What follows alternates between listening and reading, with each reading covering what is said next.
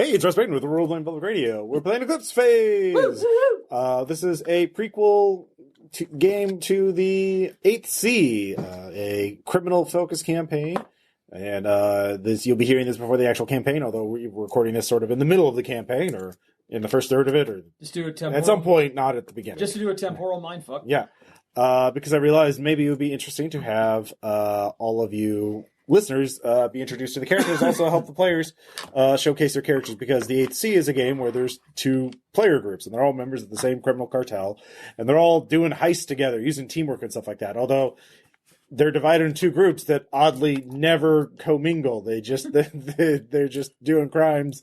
They just message each other. You know? I sometimes do. Yeah. There's one person, that one guy he's like the Wolverine of the group. He's in all of them. Yeah, I'm totally Wolverine. I mean, in terms of guest starring, you are. So After you. Well, you do get the ever-loving crap beat out of you with a fair regularity.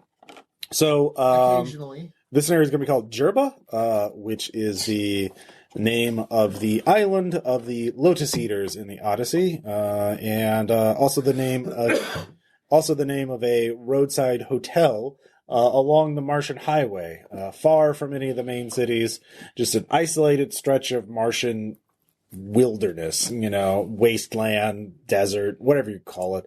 It is a large, squat structure. The Barsoomian Bayou. The Barsoomian, well, no, it's definitely not a bayou. It is very cold and arid. But Barsoomian boonies. Boonies, there we go. That would work. That is appropriate. As we begin, we, of course, 2 of our players who are in this campaign cannot make it tonight, so we'll do theirs as flashbacks in other games, so we'll wait for those. But we have 6 of the 8 members of the cartel here. So, first off, as we begin, we see this structure. It is twilight in Mars. It is getting dark and colder. But vehicles begin to approach the Djerba, and maybe they're all traveling individually, or maybe they're traveling in groups, or maybe they're taking the equivalent of the bus to get there. But Mars Uber. Why don't we just go along and every player introduce your character, how they get there, what they look like, and how they introduce themselves to the manager of the Djerba, who's expecting you, Alice. So first off. Nope. Hey. Excuse me. This is Aaron. So, our friend SAIRC, who under this term before that identity was known to his future friends of the 8th Sea, was just simply going by Simon. And so that was no other name. He was pulling a share. So, but he is actually traveling along.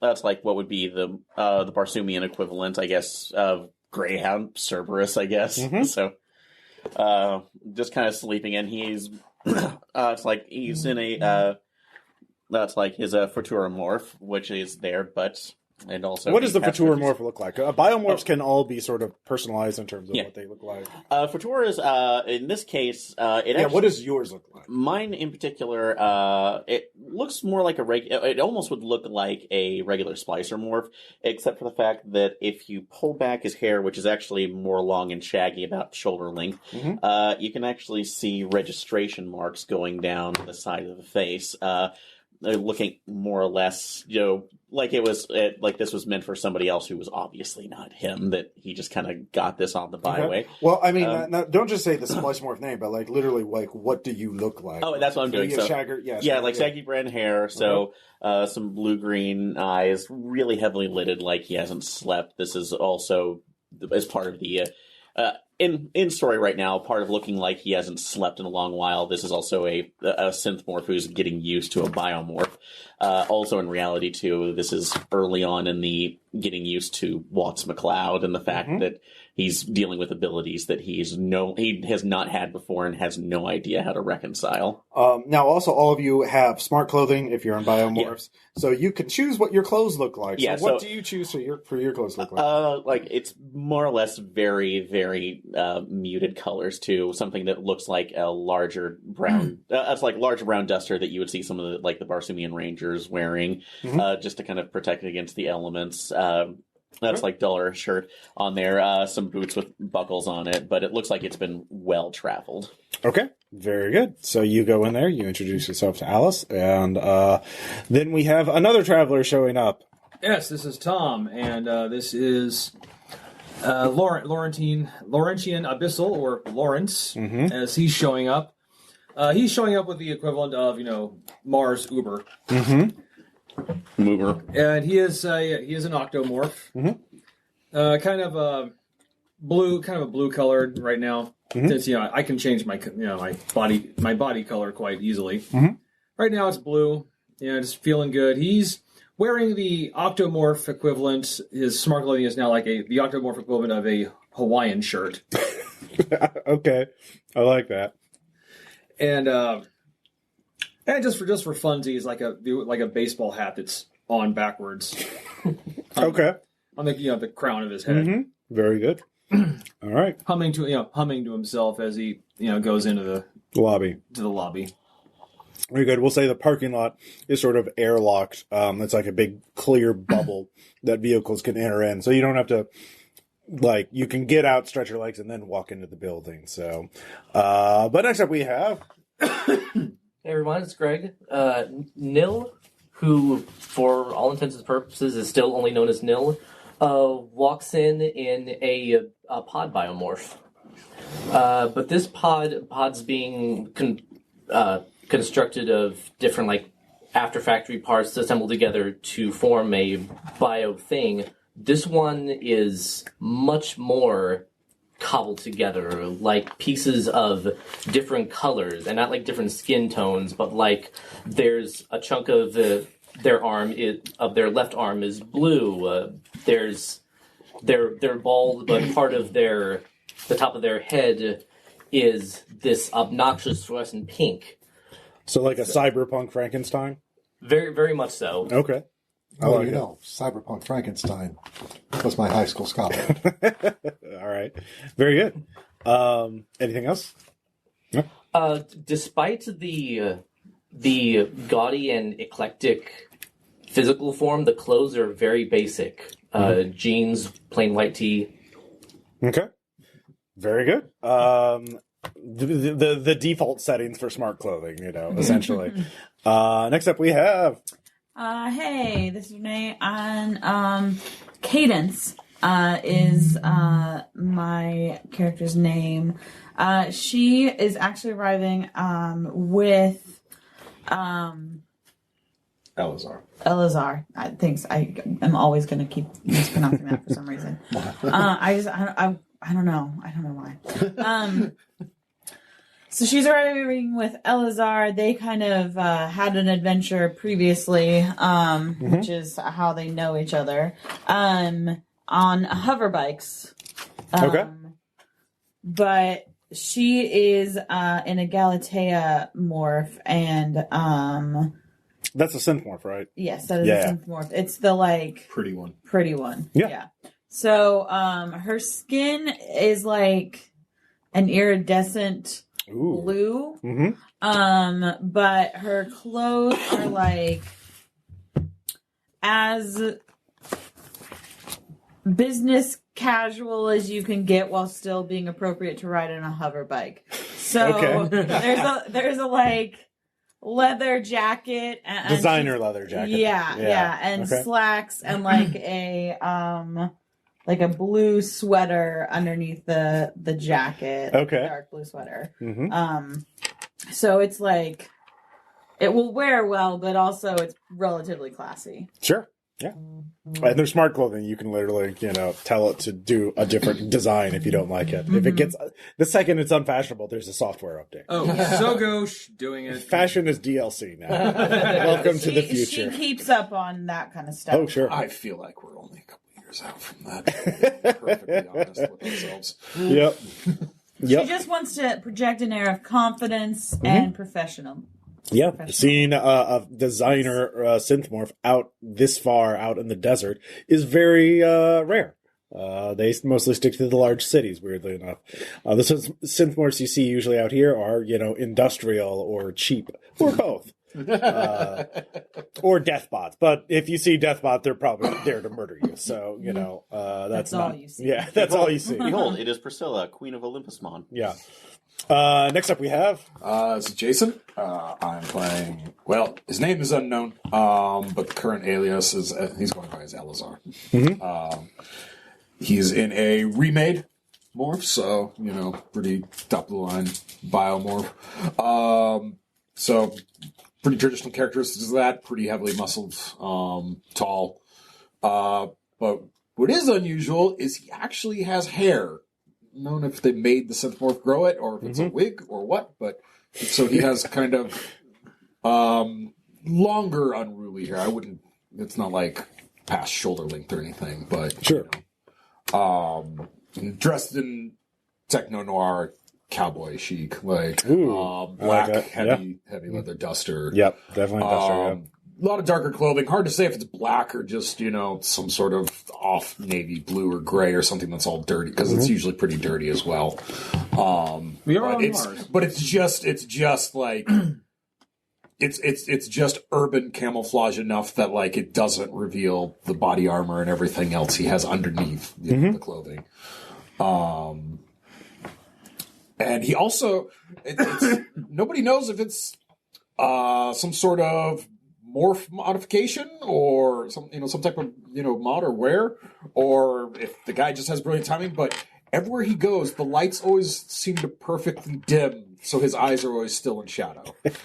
All right, I like that. Deal with it, Aaron. This is the future. It is 100% all about the aesthetics. Oh, I know. All right. So, and of played course, this game long enough. and speaking of aesthetics, we have to have our last player. Hello, everyone. So Nemo is going to arrive by himself in what could be described as the space Uber equivalent of I want the Lincoln. The XL, yeah. Yes. It's long, it's black, and it pulls up to the front. At which point, a sylph morph gets out, and this, while seemingly nondescript on the surface, is obviously an expensive model. Like, the manicure is perfect. The face is amazingly symmetrical. The smart clothes are set to a hyperelite suit. The shirt is manta black. Okay. But then the tie and the suit itself is Vanta black. So okay. Got to get it's dark black on top of very dark black. The shades that he wears that hide his eyes are more expensive than the rides that half the people in the party arrived in. All right, yeah. The absolute height of fashion, the absolute height of expense, and they are perched perfectly in the middle of his face. He walks past the valet, snaps his fingers, thumbs at the bags, and walks up to Alice and says, "You have a reservation under my group. Here is the card that pays for it." Alice is very courteous. She is just looks like a regular human in rather plain clothing, very utilitarian. But she is very, of course. We're so eager to have you. We have a private room there, surveillance proof. And it should be a private suite. Yes, you all have private suites, as per your arrangement. But first, I thought you would like to have dinner. There is a private room in there with a bot and a maker, so you can just order whatever you want. And we have quite a few recipes loaded in there. And the bot has a maitre d' AI in it to make suggestions if you're unsure. Better be French. Yeah. Well, we can load that in. I would like it French and snooty, please. Yeah. Excellent call, Lawrence. So, all of you made contact with each other through various media networks, through your own networking skill checks, because you all needed money. That's always the case. Well, you're criminals. That's sort of the whole point of being a criminal, is to make a lot of money really fast. And you don't care how. Or maybe few, but working a regular job, that's for suckers. Or impossible. Or I literally don't know how to work a regular normal job. So... all of you come into this private dinner room. All your places have been set. There are two members who are not unable to attend. One is Shayu, who is an gorilla uplift, who is a gatecrasher and is He's probably maybe out crashing gates. well, right now, actually, it's the illegal alpha fork of Shayu, who I don't know what escaped you're from criminal cartels, another criminal cartels, the Nine Lives, I believe, or the ID crew. I forget which one it was. I believe it was the ID crew. Yeah, the ID crew's grasps, and then of course your other group is Des, short for designate, which is an AGI who mostly is in virtual reality, essentially does not even an infomorph. A Pokemon ball on Yeah, your essentially. shoulder. Basically, or in your spine, one or the others. So, Ghost Rider modules, they're a thing. So, as you all sit down to have dinner before you plug into the Symbol Space server, because you're here to hash some things out. Not only deal with contracts, not contracts, but like bylaws for your group, and like how you cut up shares and all this practical stuff, and how you will tradecraft, like how you're going to identify each other when you're in different bodies, like passwords and that kind of thing. Basic things for running a criminal enterprise, I learned it from this booklet, How to Be a Criminal. Yeah, exactly. And not die. Yeah. So that'll take some time to sort of hash out the practical differences. But you also need to sort of size everybody up and see if this is something you actually want to do, because it's very risky to be a criminal these days. It can be very, very profitable, but there's a lot of fates worse than death for you out there. Not just getting deleted and it being restored from backup, but not being restored from backup at all, or being captured by a rival cartel and tortured for a simulated eternity, or have your mind pulled apart, or being caught by the Planetary Consortium, which could be even worse, or who knows? Being installed in an art installation. Oh. Yeah, exactly. Again, you've heard stories. There's this group, the Night Cartel. They do bad things to people they don't like. So, but on the other hand, you can make more money than you could working for 1,000 years at a regular job and do whatever you want with it. So, I'm more thinking that I literally don't know how to do a legitimate job. Exactly. At all. Well, except one. But so, because you have all these tools to sort of build trust quickly, i.e. you can literally share your memories with each other, you've sort of all agreed to, as sort of a warm-up exercise, decided to share memories with each other, i.e. the memory of you actually agreeing or deciding to become a member of the 8th. So as you eat dinner, you can all just sort of introduce the scene, then we can do a brief flashback / vignette of this scene. And the twist is going to be for out of character, the player who calls the scene can set it up, but then he needs to nominate at least 2 other players, up to 4 other players, to introduce an element to this scene. So like another person, a time, a complication, and something like that. And then, of course, and then I will assign who plays what role if there's more than one person involved. So perhaps you're working a shitty job and you decide, nope, fuck this, I'm out. Perhaps you're being chased by, the cops or bounty hunters or other criminals. And you're like, nope, fuck this. I don't like this. Or you're like, I'm out of money and I'm out on the streets for a night. This sucks. I need help. Or you're bored and you've done all the drugs and you're like, I've got to do something else now. Yeah. So, as you all eating, first talk about what you're eating. And of course, does anybody want to make any light conversation first? As you see all of your, most of your criminal compatriots for the first time in the flesh, perhaps. As all 6 of you are staring at a table at each other. And, Lobster Nuba, not nearly as good as Lawrence's, but few things are. well, come on, an AI made this food. Can't it can only be as good as programming. I am programmed with pirated data from 3 Michelin star restaurants. The problem is those Michelin star restaurants are in Paris. This is something that would have come from Maine.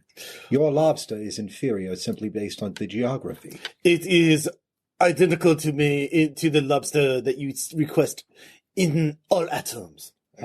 Well, yeah. Also, it should be that was a noted. mistake on your part, Ross, because now we're going to make you keep doing this. Yeah. Also, it should be noted that neither Maine nor France exist in their original forms, so that it would be hard for any of us to identify what that actually was.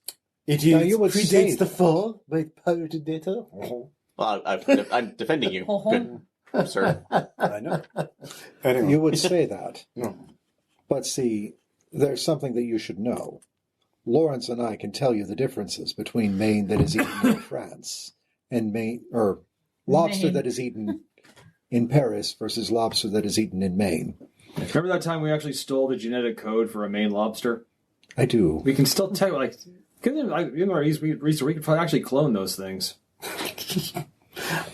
And this Chateau LeBlanc 87 is acceptable. It is chemically identical to the original. Chemically identical to the original is a thing that counterfeiters used to say. Since I have to drink with a straw, it's like a cloned wine. It is, in fact, a cloned wine. Like, it's okay. It's a fine machine vintage. It really is. Oh, thank you. So, who wants to share the first memory? I'll do. Okay. So, Lawrence.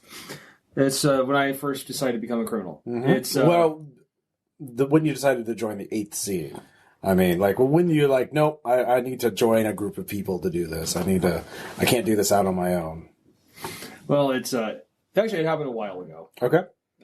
So you've been looking for a while for some people to hook up with. Yeah, actually, it actually took place like a couple of years before the fall happened. Oh wow. Yeah, it's me. I'm in New York City working. When it was still there. Yep. Working for a the CEO of a hyper corporation to steal secrets of other companies. Mm-hmm. But I realized I was doing a lot of very dangerous work for shit pay. Okay. Who do you want to nominate to add other elements of this scene? Between 2 and 4 people. Okay. So, I'll need someone to, be the CEO. Well, no, they get to pick the element okay. that they add in. So just pick 2 to 4 people, and then they'll add elements to this scene. David. Okay. And Renee. Okay. So, where is the scene initially set? In the penthouse of the skyscraper of the corporation's. And you're breaking in this place? No. It's I'm reporting to my employer after completing a job that was kind of dangerous. Okay, but you succeeded. I did succeed. Okay. Do you have the stuff with you? I do. Okay. Oh, and I'm actually in a human body right now. Okay. What does the human body look like? It's a Olympian. Okay. It's like kind of like Jack dude. Kind of like it's like I guess I got this one like this person's it's very Aryan looking. The guy had taste that I borrowed it from. Right, very Arnold looking. All right. Yeah. All right. Okay, Renee, what's one element you want to add to this scene? It could be another person. It could be a plot twist. It could be something unusual about the location itself. So where are you? The penthouse, New York City, skyscraper. About 2 years before the fall. 2 years before Okay. the fall. Yeah. There's definitely an assistant before you can see the big boss. Okay. And the assistant doesn't like you very much. Oh, okay. I like that. And who's the other person? David. David. All right. The other hypercorp is very much aware of where you are going. And so it's not just the assistant who doesn't like you, but she knows that there is a hit squad that is inside one of the conference rooms and is trying to subtly hint to you that maybe you don't want to go directly back there and meet with the boss. Ooh. Okay. So someone trying to warn him of a betrayal? Yes, Okay. and because of their Even though she doesn't like him? Yeah. because of their prior bad blood, it's going to be a hard sell for her. So why does she want to do this? Because he's completing a job for her boss. Okay. She actually makes money off of this once he delivers the data. Okay. The company prospers and she gets a bonus. So wait, is this hit squad working for her boss or someone else? The hit squad is working for the company he stole the data from. Okay. Okay. So they're a data retrieval team. Okay. So she knows that they're there and she's basically like a hostage. All right. Okay. But the assistant doesn't know about this. Okay. Well, the assistant is well aware that the squad is there. Okay. And is trying to let him know, but she can't overtly say. Oh, so this is the same person. Okay. Yes, Yeah. same person. Okay, I like that. She knows the squad is there. Okay, so we have the assistant, we have the CEO, and we have Lawrence. So Lawrence will play Lawrence. Who wants to play the CEO? Or the executive, I guess. It's not. Is it the CEO? It's CEO. Okay, CEO. Okay. All right, so Jason's the CEO. Nominated. All right. Who wants to play the assistant? Who has a lot to do with this scene. Dislike Lawrence, but also warn him of the impending ambush. I can try. Okay, I like that. That is a lot. It is. So Acting. yeah, it's roleplay. So we open up to are we actually in the boardroom yet, or the executive office? I'm basically I'm in the big boardroom where they. Okay. meet. I'm waiting for the CEO to arrive. Okay. So I would imagine the assistant walks in first. Oh, great. So nice to see you too. Yeah, okay,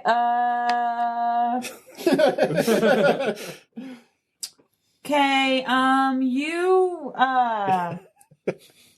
should probably, just stay here. Well, yeah, I haven't gotten paid yet. Don't go anywhere. Well, I'm not leaving until I get paid. Okay, but don't, go wandering either. You know how sometimes you wander? Don't go wandering. I don't recall myself wandering, but okay, sure. Yeah, okay. Great. Fine, ooh, synth coffee. Yeah. Okay.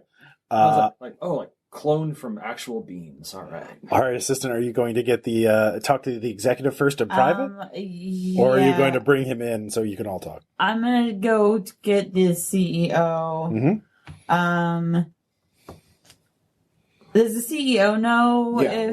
was I in on this ambush thing, or what? Lawrence, do you know that? I don't. Okay, so you two can decide. Is the CEO... Actually, Jason, you can decide. Is the CEO in on this, or does he know... a double cross or a triple cross? Yeah. I'm going to say, if this is what made you decide to go join the 8C, yeah, I'm going to say he knew. Okay, so it's a triple cross, essentially, yeah. So it's all to set up... So this is all schemed to just set you up and get you killed. It wasn't about the data in the first place. Classic noir. What? But I guess she doesn't know that it's a double cross. No, I was going to say, I clearly don't know that, because I don't want... Because I want to get paid. Yeah, but you don't want anyone to get shot up here. And you just want this all to go away, I imagine, without everyone getting gunned down by the hit squad. So you two talk to each other for a little bit. Okay. Yeah. He's here. He's in the office. We need to keep him away from the people in the other office. What people in the other office? You know what people in the other office. I genuinely do not. The, data retrieval folks. Oh, yes. That would be bad. Of course. Right. Yes. That's odd. All right. So yeah. Could we? Can you go get him out of here? Can you go get them out of here? What do you want me to do? I want you to go to the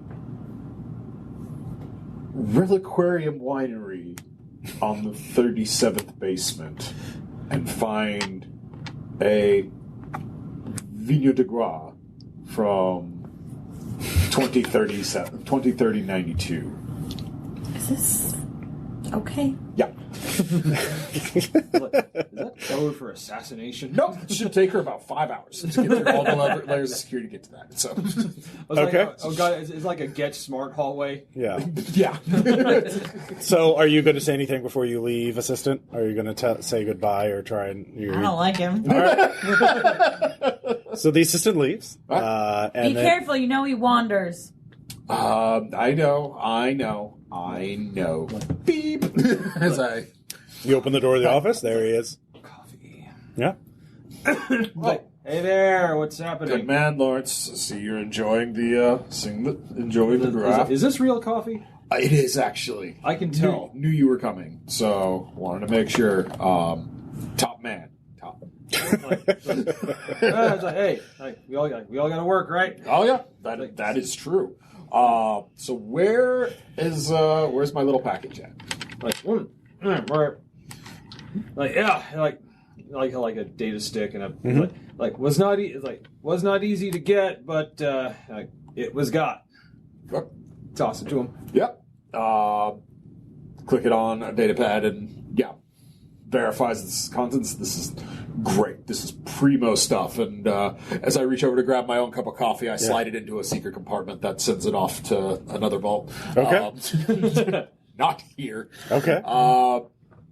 So, Lawrence, I have to say, you working for how many years have you been working with us now? It's like 4 years, 2 months, 30 and 21 days. Not that I'm keeping count. Well, I mean, you are a professional. I hope that's the reason you keep it count, not just because. I must say the money's nice. Well, I do enjoy actually getting to live in the city and not that just shanty town in Central Park. Oh yeah, that's.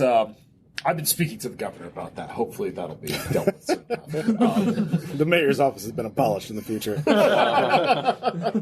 No, I skipped him. Went straight to the guy who actually has National Guard assets. You think I'm going to talk to middle management? All right, fair enough. Besides, too many of the cops live in that place, so all right. He wouldn't really be able to have much.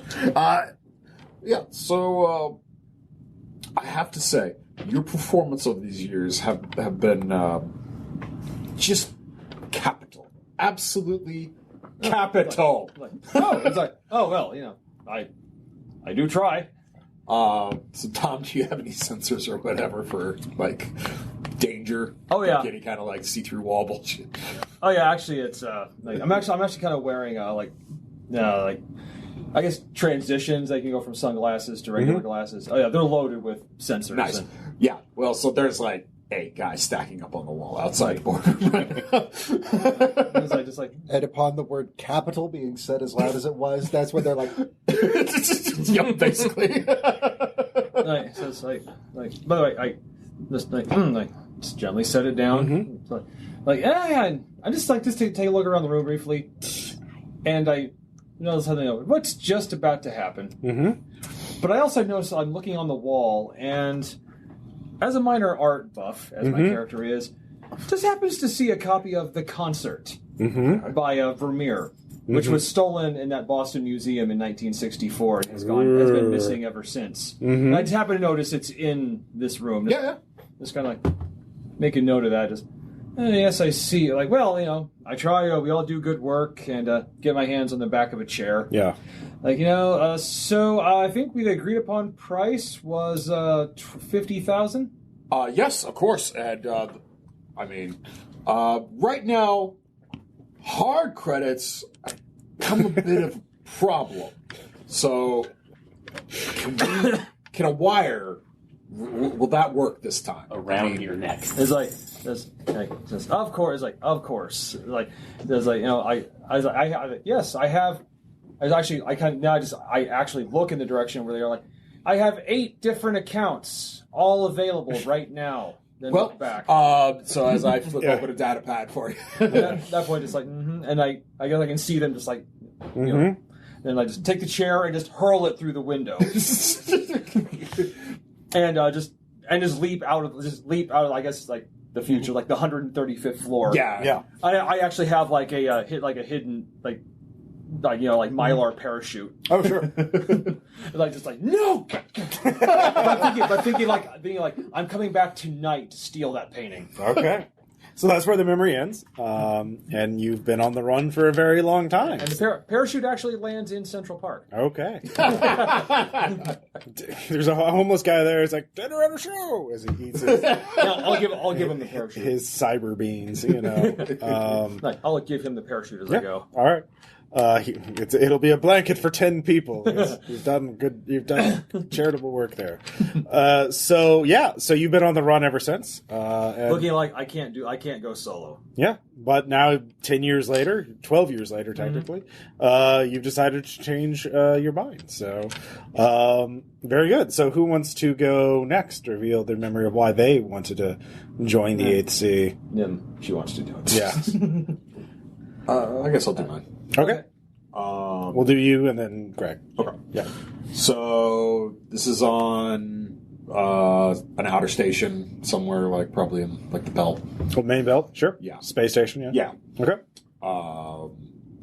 It is a meeting with what's supposed to be a client, but is actually like proper ultimates. Mm-hmm. Okay. Which, since I'm a Shugyosha, All right, so kind of pick 2 to 4 people that you want to add elements to this. I'm gonna go with Aaron. He'll be here sooner or later. Yeah. I guess we'll get Greg in here. In this film. Yeah. And Renee. Okay. All right. So you're meeting these ultimates, and so what is the basic? What is the overall thing? Like, I thought I was meeting with a potential like client, yeah, or well, I was supposed to be, you know. Oh yeah, and you're the member of the Renegade Ultimate faction. Yeah, the other Ultimates. Turns out it's some Ultimates lamenting, you know, bad guy dialogue, you know, bad guy monologuing, and you know, blah blah blah before ambushing. Which after the prerequisite gunfight, since I am a master pistol fighter, led me to decide maybe the solo Creed thing wasn't just quite. Having people as backup is helpful. Yeah. So, all right, Renee, what element do you want to add to this? Space station in the main belt, and he's being set up by a client and ambushed by his enemies. So it could be like pedestrians, or I mean like bystanders, not pedestrians, but you know, bystanders. It could be something interesting about the station itself. It could be something about the Ultimates. It could be any number of things, or something about the Ultimates. Maybe one of them knows Eleazar, or it could just be a character. Or it could just be an interesting ultimate. Like, you just give me a description. Maybe. Let's say this is happening. They've like recreated an old school donut shop or Waffle House. Okay, yeah, I like it. For this meeting to go down in. Yep, definitely. So there are civilians and like wait staff. No, it's the universe's last Waffle House. Yeah, Garçon, coffee. Yeah, no, yeah. They spin the station for gravity just so it can be a proper not Waffle Garçon. House. It's Judy. I'm from Ohio. It's a way station. Yeah, now this isn't canon. Like the last Waffle House in the universe spins for gravity. It perfectly replicates the Waffle House down to the last specs, and it's basically a Ren Fair, but for most of the Waffle customers are they're ironically. No, they're spacers. Like they have to they're going on a 4-year journey, and this is a waypoint, but they're like really into it because it's people and things, and you get to eat something that's not a paste, you know, like. But we can serve it in a paste form. Yeah, I mean, I guess. I love that. So, Aaron. What they don't know is that because of the hypercore that controls the last Waffle House at the end of the universe. God, it's always got to be hypercore. Why wouldn't it be? So it could be like autonomous. Just fucking people like Waffle House so much they decided to remake it. Why would there only be one? No, actually, in this case, no, you're right. I'll take that in there. So it is an autonomous situation, but they let's see. I'm going to go with Extropia. Okay. So has been secretly wanting in on this. So they actually have a couple of their agents who are in there attempting to make a hostile takeover. So there's another crime going on at the same time. Okay. Where they're trying to at least basically transfer all reputation boast ownership of this over to Extropia. Okay. So there's only 2 of them, but they are behind the counter as disguised as fry cooks. Okay, so it sounds like there's enough for everybody to play somebody in this. Because somebody's got to be the Waffle House people. Somebody's got to be the Extropian hostile takeover. We're calling them the huddlers. Then the Ultimates, and Jason's obviously playing himself. So who wants to play the heavies? Who wants to play the ultimate? Yep. And there is a horrible goblin dog. So who wants to play the heavies? Who wants to play the ultimates that are here to just beat the shit out and or kill Jason's character? I'll do it. Okay. Is he by himself or is there another? Oh, wait, David is the other one. I'll join in. Okay. So yeah, so there's him with kind of a secondary. Outside, there's more. Okay, yeah, they're Yeah. Nameless goons outside. So who's playing the Waffle House people, or the Waffle House fry cook at least? Yeah. So The Waffle House proprietor. I'll give it a go. Okay, very good. And who wants to play the extropian hostile takeover people? Okay. Renee, did you want to play? No, I'm good. I don't know what an extropian hostile takeover person is. It's a libertarian with a gun trying to take over. Pretending to be a fry cook. Take over. Yeah. Trying to take over a performance art piece, essentially. Because that's what it is. It's performance art. Yeah. No. Do you believe this? The XP is being No. I'm also a libertarian with a gun working as a fry cook. I'm just not affiliated. Yeah, no. Nice. You're doing it for the love of the art. Yeah. So the No, this is pure. No regulation. Like I am my own man. like the real Waffle Houses. Yeah, exactly. No law of man or God is can't tie me down. Locally owned and operated. Yeah. So, as we begin, Eleazar sits down. Yeah.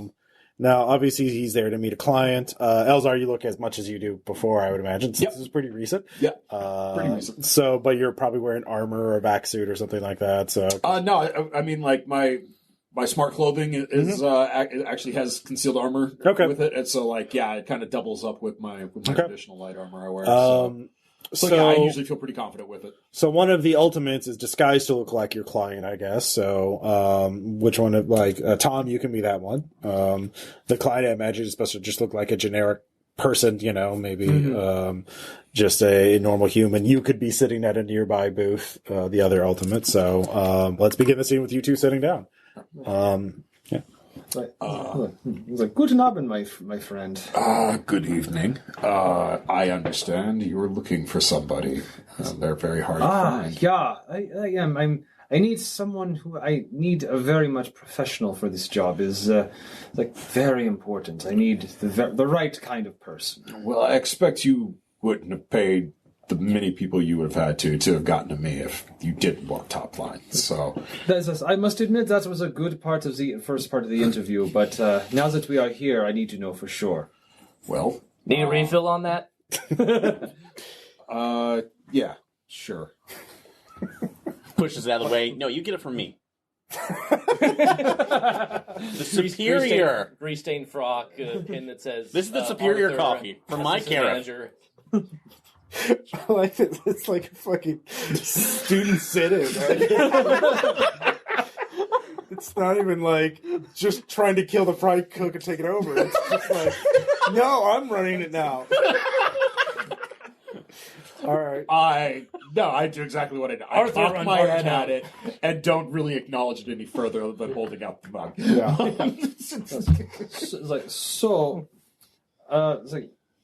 So I was led to believe you are part of that ultimate group. Yeah. I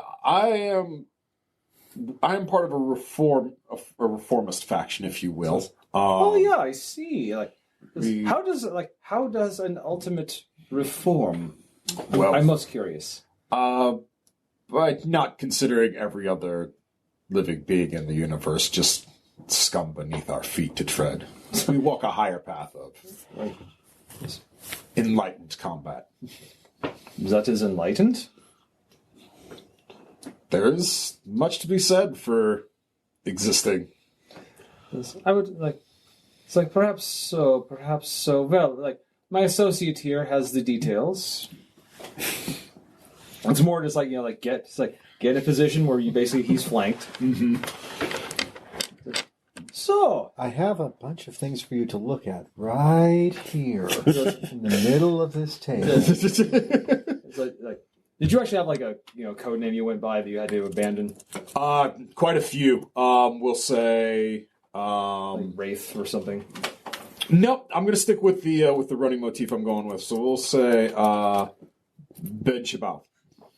What's that again? Ben Shabath. You can just say Ben. Ben's fine. That will be lovely. It says, that'll be good. Ben, you Schweinhund. So while all that was happening, I was noticing these two. Yeah. Hash browns. Do you call them that? What kind of potato clone strain do you bring this from? So without even acknowledging, I get up, moving past, not even checking guard to, you know. Are you gonna order something? If you want to say you have to order something. Walking over and picking up a menu, you know, like kind of flipping through it as I walk up. You know, actually, I was thinking I actually needed something, and grabbing the fry, the grease trap is right there. You know, cooking fries and just Sure. Skinner! flick.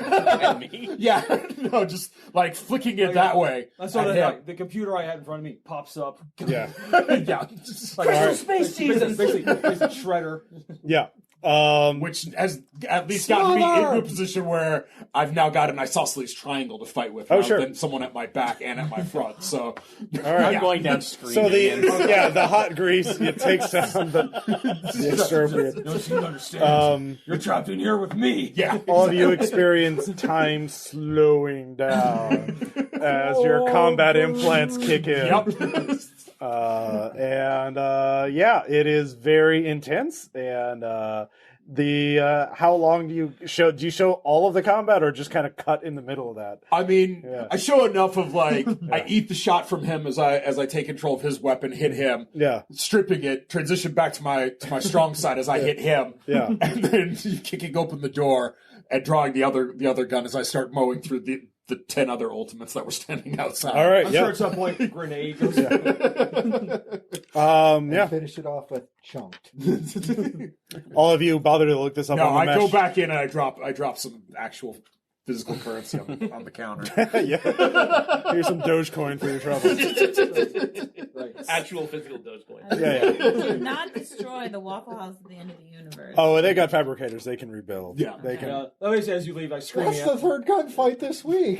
screaming Bigger after you. and It's better like, than you ever. cannot run, Schweinoid! They actually literally put the waffles back in there to remake the walls, so and vice versa. Those of you with the research skills, you look this up. You can look this up and eventually find that there's of course a blog. There's a whole community for the last Waffle House, and they note a brief outage for an hour as a gun, and there's actually codes like gunfight plus extirpian hostile takeover attempt. It's not the first of any. But strangely, they reopened in an hour and there were no bodies. Although there is that's very much exactly that. although there is And their supplies advertisement. were replenished. And there is a weird XP advertisement for getting hot grease thrown in your face. So exactly. For fetishists. That's pretty much it.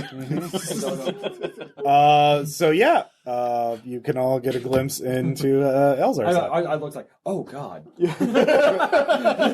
So, next up, I was like, that guy literally pulled his own face off after that grease. yeah.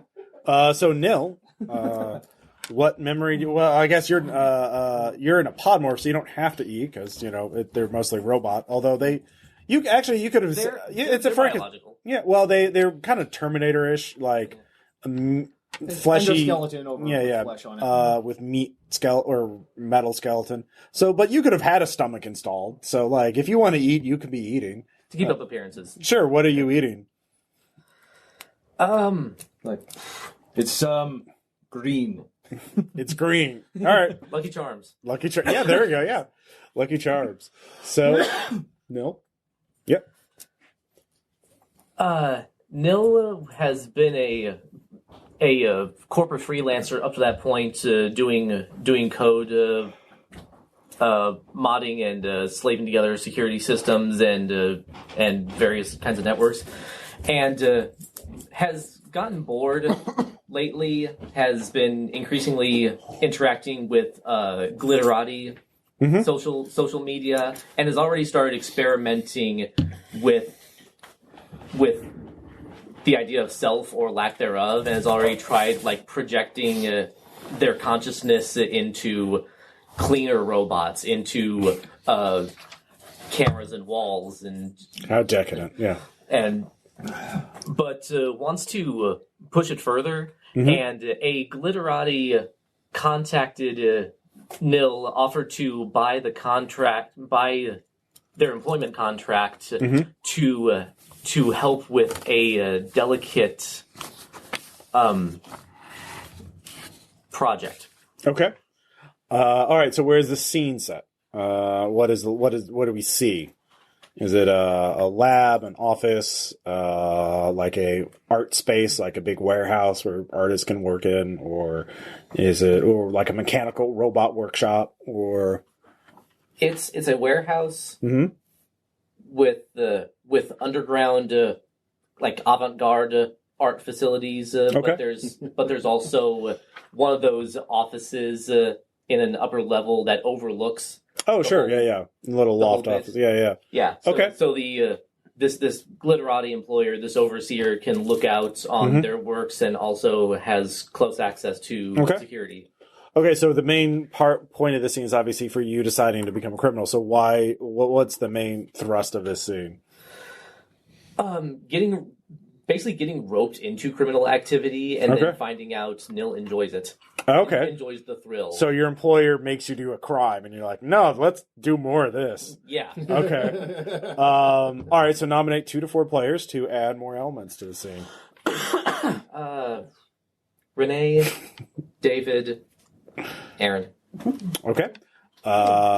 So Renee, you can add. There's 2 characters, obviously Nil and the employer. But you can add more characters. You can add different elements. You could. Can I say what the crime is? You could. That would definitely be an element. Crime is art laundering. So, Making dupes. Yeah, making counterfeits. like selling art that is not like actually, counterfeits, and then. Do you want to specify what, or just leave that up to other people? No, that can be left up, or it could be all. Okay. Like. All right. Yeah. There's a lot of different categories. If you guys get stuck on what is being counterfeited, I can provide suggestions. But we still have 2 other players to get input in. Okay, so the glitterati that you're talking to is famous for being a sculpturist. In other words, makes dresses that defy gravity or clothing of any kind. Okay. All right. And so now your employer, is this fashionista, but now wants to make you something counterfeit. Aaron? Okay.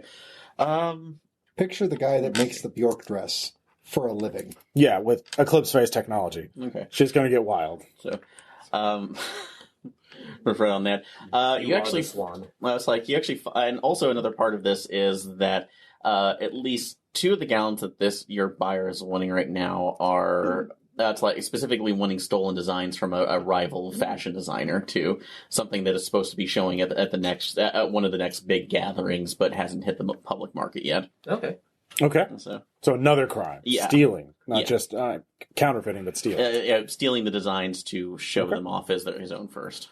Okay, so be ahead of the curve. Okay, so there's just a lot of. So who do you want to play as the employer? Because it sounds like there's only 2 people in this scene. I can, or someone else can. David, would you like to play the employer? I didn't see David. We didn't see you there. All right.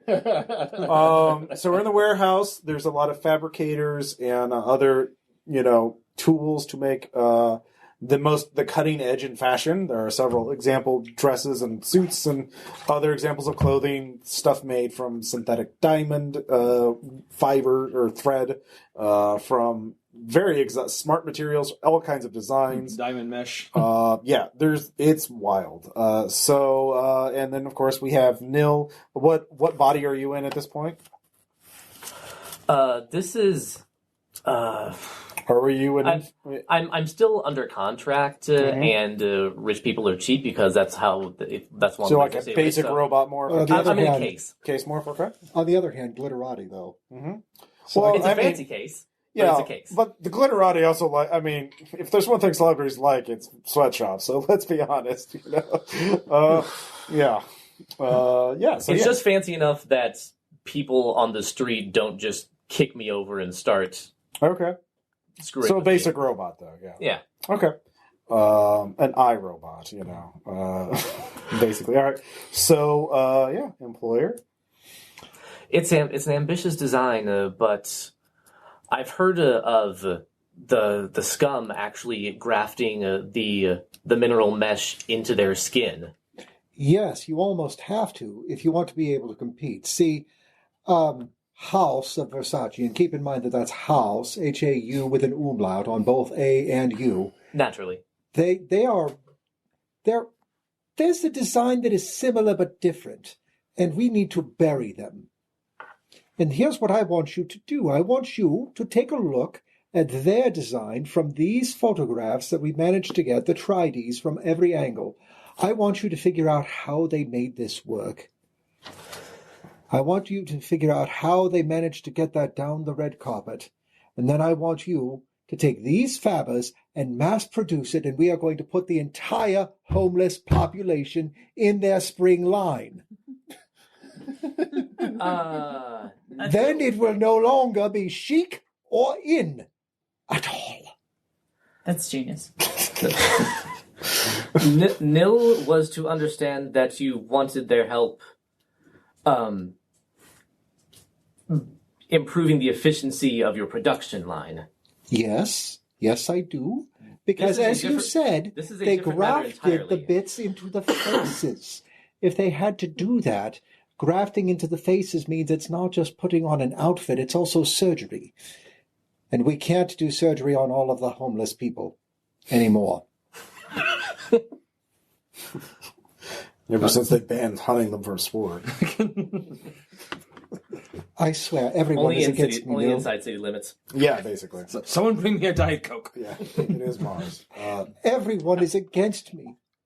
Nobody wants to help me realize my dream. Co-opting poor people. I would say, Nil, your muse pops in with like, this is would you like to know what felonies you're about to commit? That is a helpful muse. Hit me. 5 years ago, we were trying to put platypus back into fashion. We put bobbed quills into everyone's legs. And no, that was a crime against humanity. Your muse continues. House Versace has very strong lobbying groups to protect their intellectual property. So you would not only be liable for many civil penalties, enough to put you back in indentured servitude for another 500 years. They would also be criminal liabilities, which would be enough to put you in cold storage, effective death for an AGI. Because, of course, to weaken the value of intellectual property in the eyes of the Planetary Consortium government is worse than murder, because you can restore someone back from murder, but you can't restore market value. If Nil is going to do this, they will need protection. You have connections, yes? Oh, yes. I've got so many connections. Do you think we would be talking in a warehouse with a balcony if I didn't have the connections to back it up? Bullet whizzes by.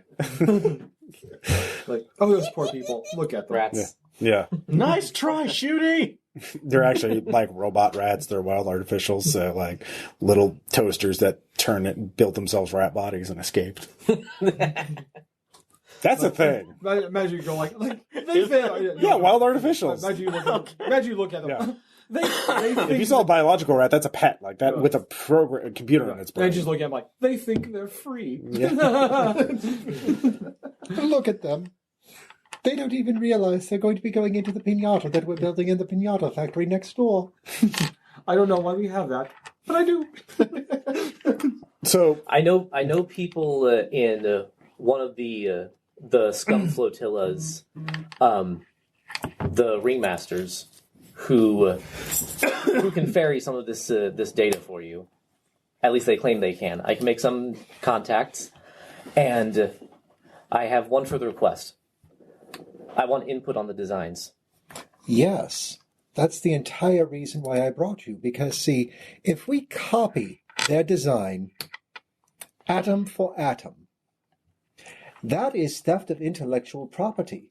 But if we copy it and we knock it off, and we make it close but not exact, but close but not exact, Paper towns. we get away with the theft.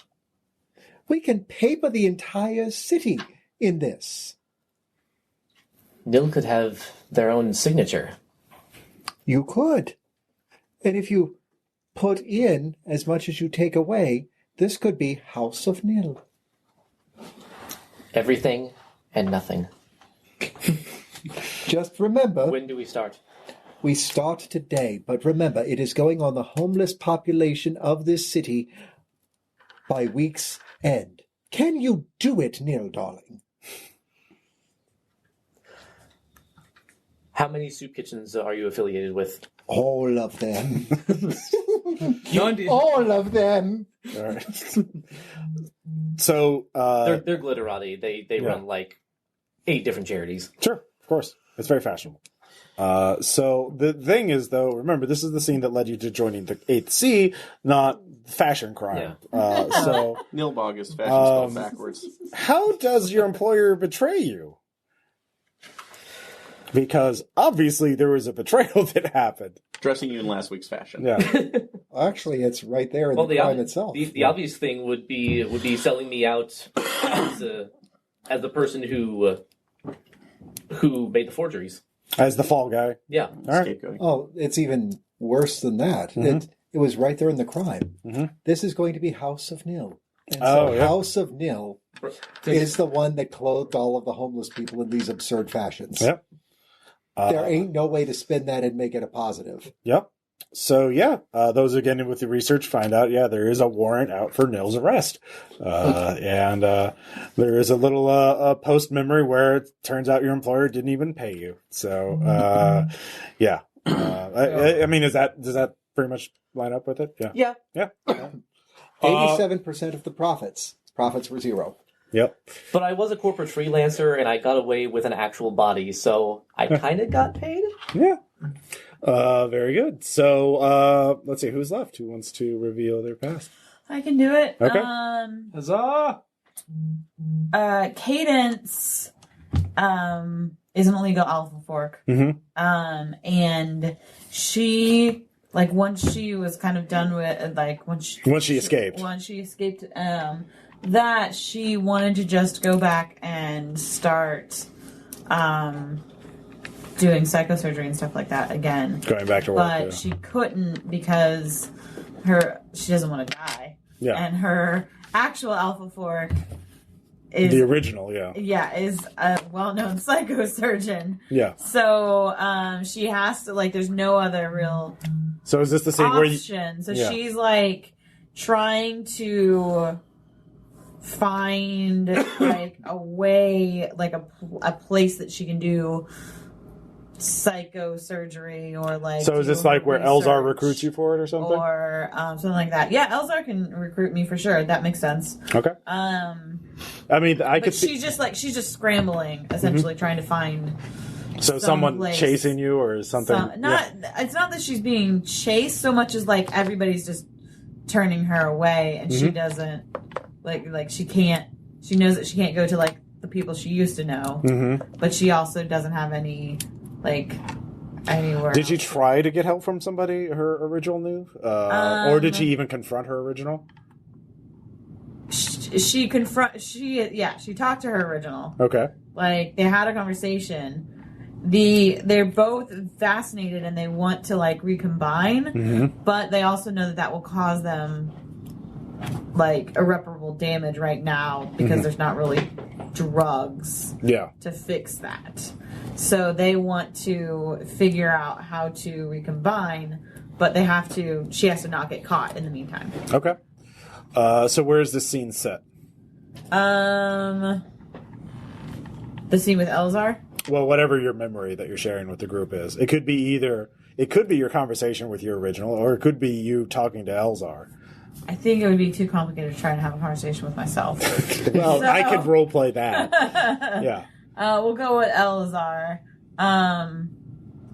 Because he eventually wants to recombine too. So Okay. it makes sense that he'd like kind of try. So this could be like in a Martian bar, like Yeah, I guess he's trying to convince me to become to join a criminal team because it's not really one of her like.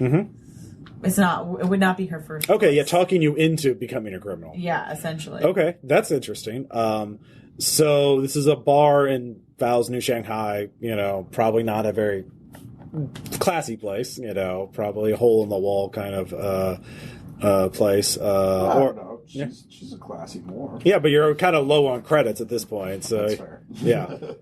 Let's see. So pick 2 to 4 people that add more elements to the scene. Tom, can I pick you, Ross, or is that allowed?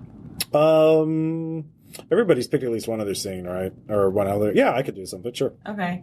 And David. Okay. All right. I'll go last. So Tom, what do you want to add to the scene?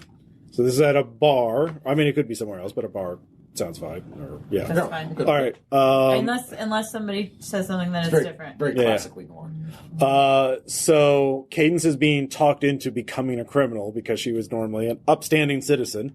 But now she's got nowhere to go because her original is still around. And the options are either kill her and take her place or... Which I don't want to do because that would not gain any more. Yeah. Or ego merge, which is real dangerous. So you're choosing option C. Let's put it off a while.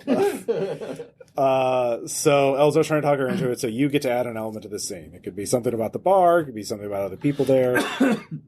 All right, there's actually at a table nearby. There's a deal going down. Yeah, like between like some very hot commodities between 2 actual like very very powerful crime bosses. Okay, all right. And they're trying to keep basically. Imagine like it's one Don making a trade to like a cartel leader. Okay, that's good. I like that. David, what do you want to add to the scene? Well, I just wanted to set the scene a little bit more in the bar. Sure. Because I see it as being the seediest of seedy dive bars, you know, the kind where they have 4 kinds of beer only, and that is Budweiser, Budweiser, Budweiser, and fucking Budweiser. Wow, no Modelo? Bud! They don't even have Bud Light. Wow, no. Yeah. You want Bud Light, you know what they'll do? They'll pour you a Bud, and then they'll pour some water, and they'll hand you both of the glasses. I mean, they have to have a fabricator to make the beer. I mean, that's how it works. Yeah.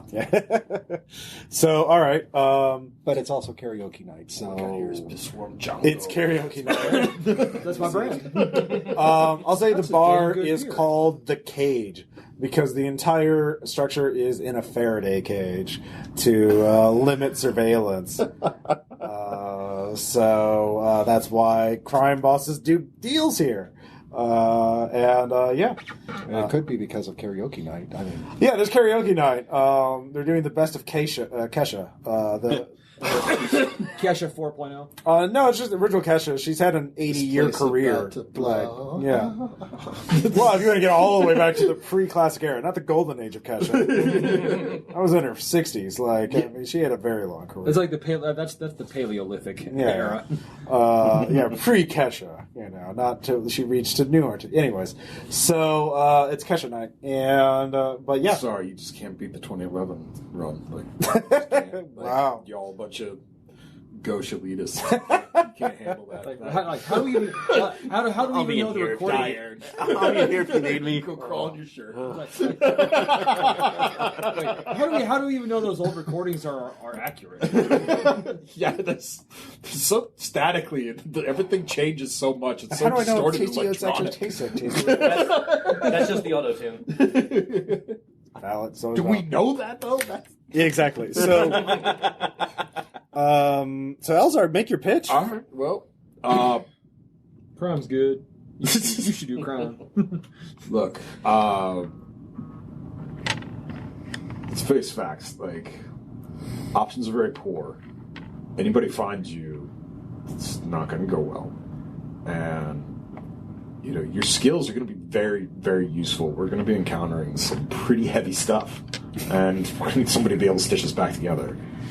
It's not like you have to be, you know, you have to pour I don't even shoot dog piss that on well. your morals. You don't have to shoot. That's what I'm here for. They always it's say like that. unserved, just allow the duster to kind of roll back a bit. And I always have to shoot. When have you shot? When have you had to shoot? The one time that I got into any misadventures, I had to defend myself. Well, there's always outliers. I mean, like, you know, it's just the exception that proves the rule. Like, I don't think these are real Fabergé eggs. What are you talking about? The Neo Fabergé chicken hatched them this morning. We stole it fair and square. Wait a minute. The old Fabergé chickens don't like eggs. Desire to just collect don't bounty know. intensifies.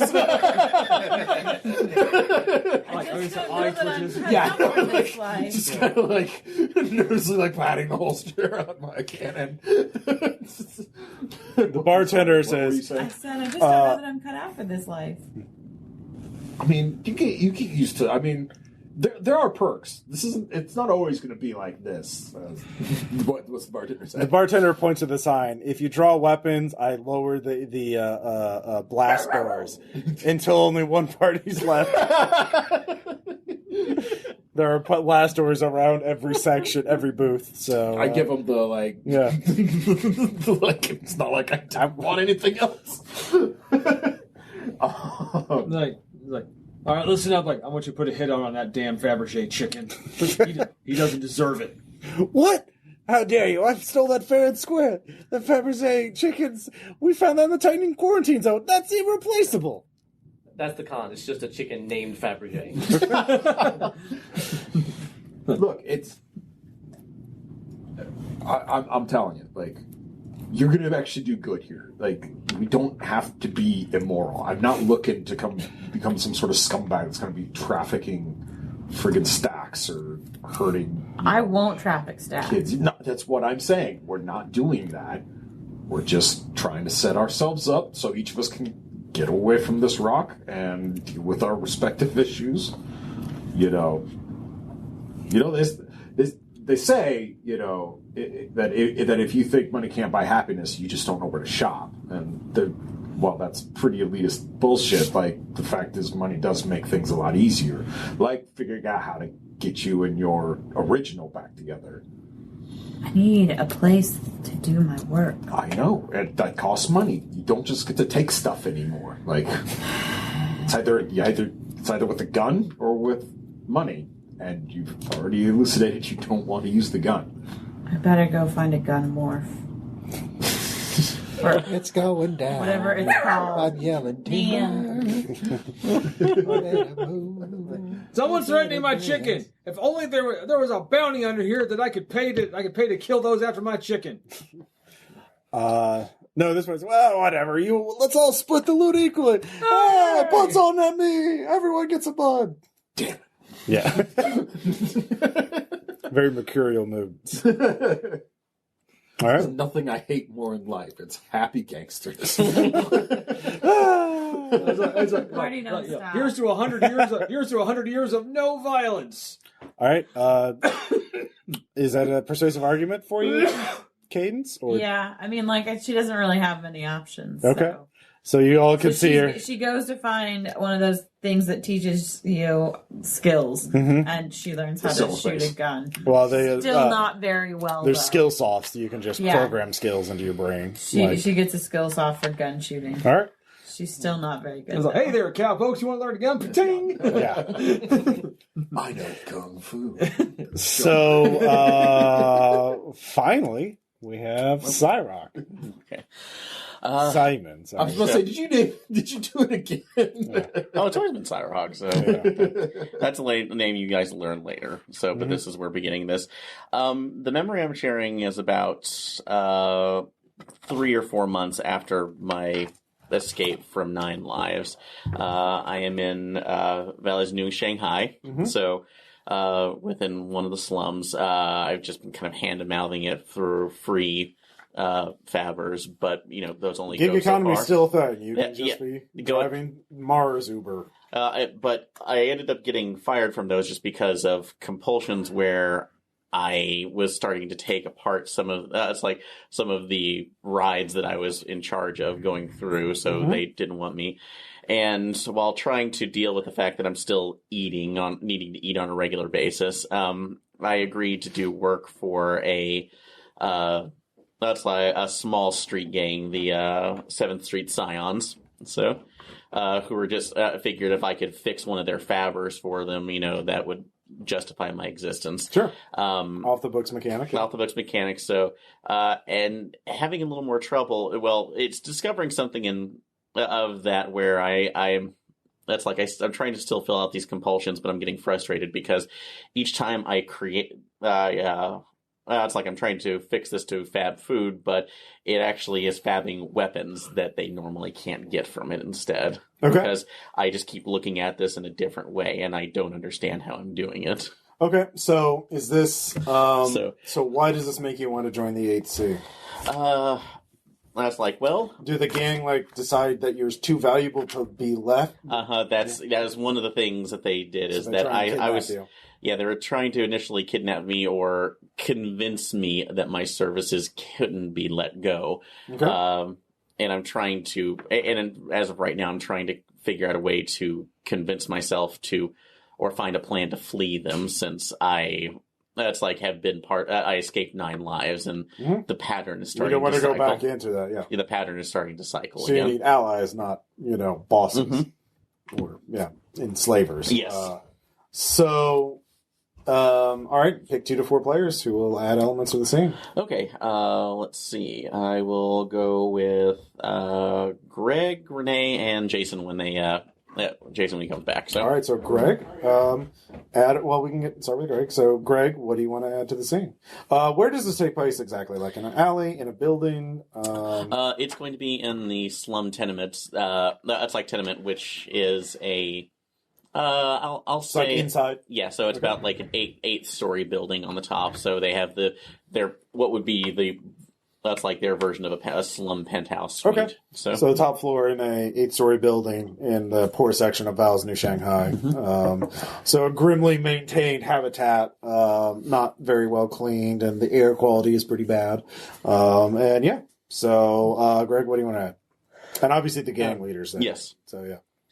In the alleys outside the building, there is what passes for a local neighborhood festival going on, but really just an excuse for people to get drunk / high / whatever they can get their hands on and forget their worries for a few hours. What's the how is it what does it look like? Is it themed like a festival on Earth, or is it something crazy and new, like Festival of the Dragon? Everyone dresses up like weird dragons. Yeah, one of the classic, they've got the long dragon that's being held like a Chinese by 10 people. Okay, yeah. Chinese New Year. Although, if you mind if I do it right now, it's actually set up with a bunch of different AR, it's like overlays on there. So the dragon's constantly looking like it's in motion with scales and breathing fire. Yeah, to augment the actual reality. Yeah. Yeah, no, that's very cool. All right. So, people are having a good time. Maybe it actually is Chinese New Year, and people are celebrating. Because everybody loves an excuse to get drunk and use fireworks. So, definitely explosives. So, is Greg, Renee, and Jason? Or Greg, yes. All right. Renee, what do you want to add to this scene? You could add another character. You could describe what the gang leader looks like. We haven't even mentioned that. It's true. So.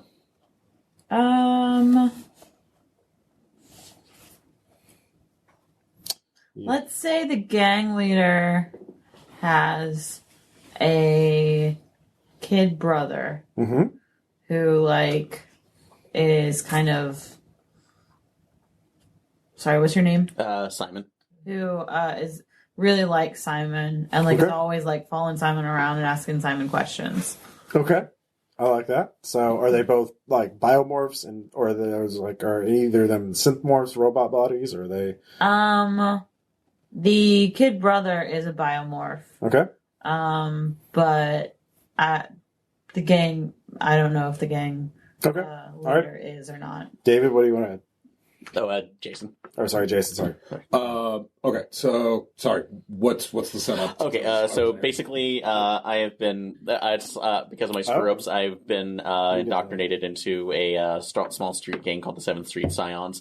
Because they figured out that I could actually reprogram certain fabbers by accident. When I'm trying to fix it for food, I can actually translate it over into weapons instead that they're not supposed to be able to get or produce. So gotcha. Okay. So you don't want to leave us. You got to stay here, kind of thing. Right. Can you do RPGs? I'm going to say... You mean like Dungeons and Dragons?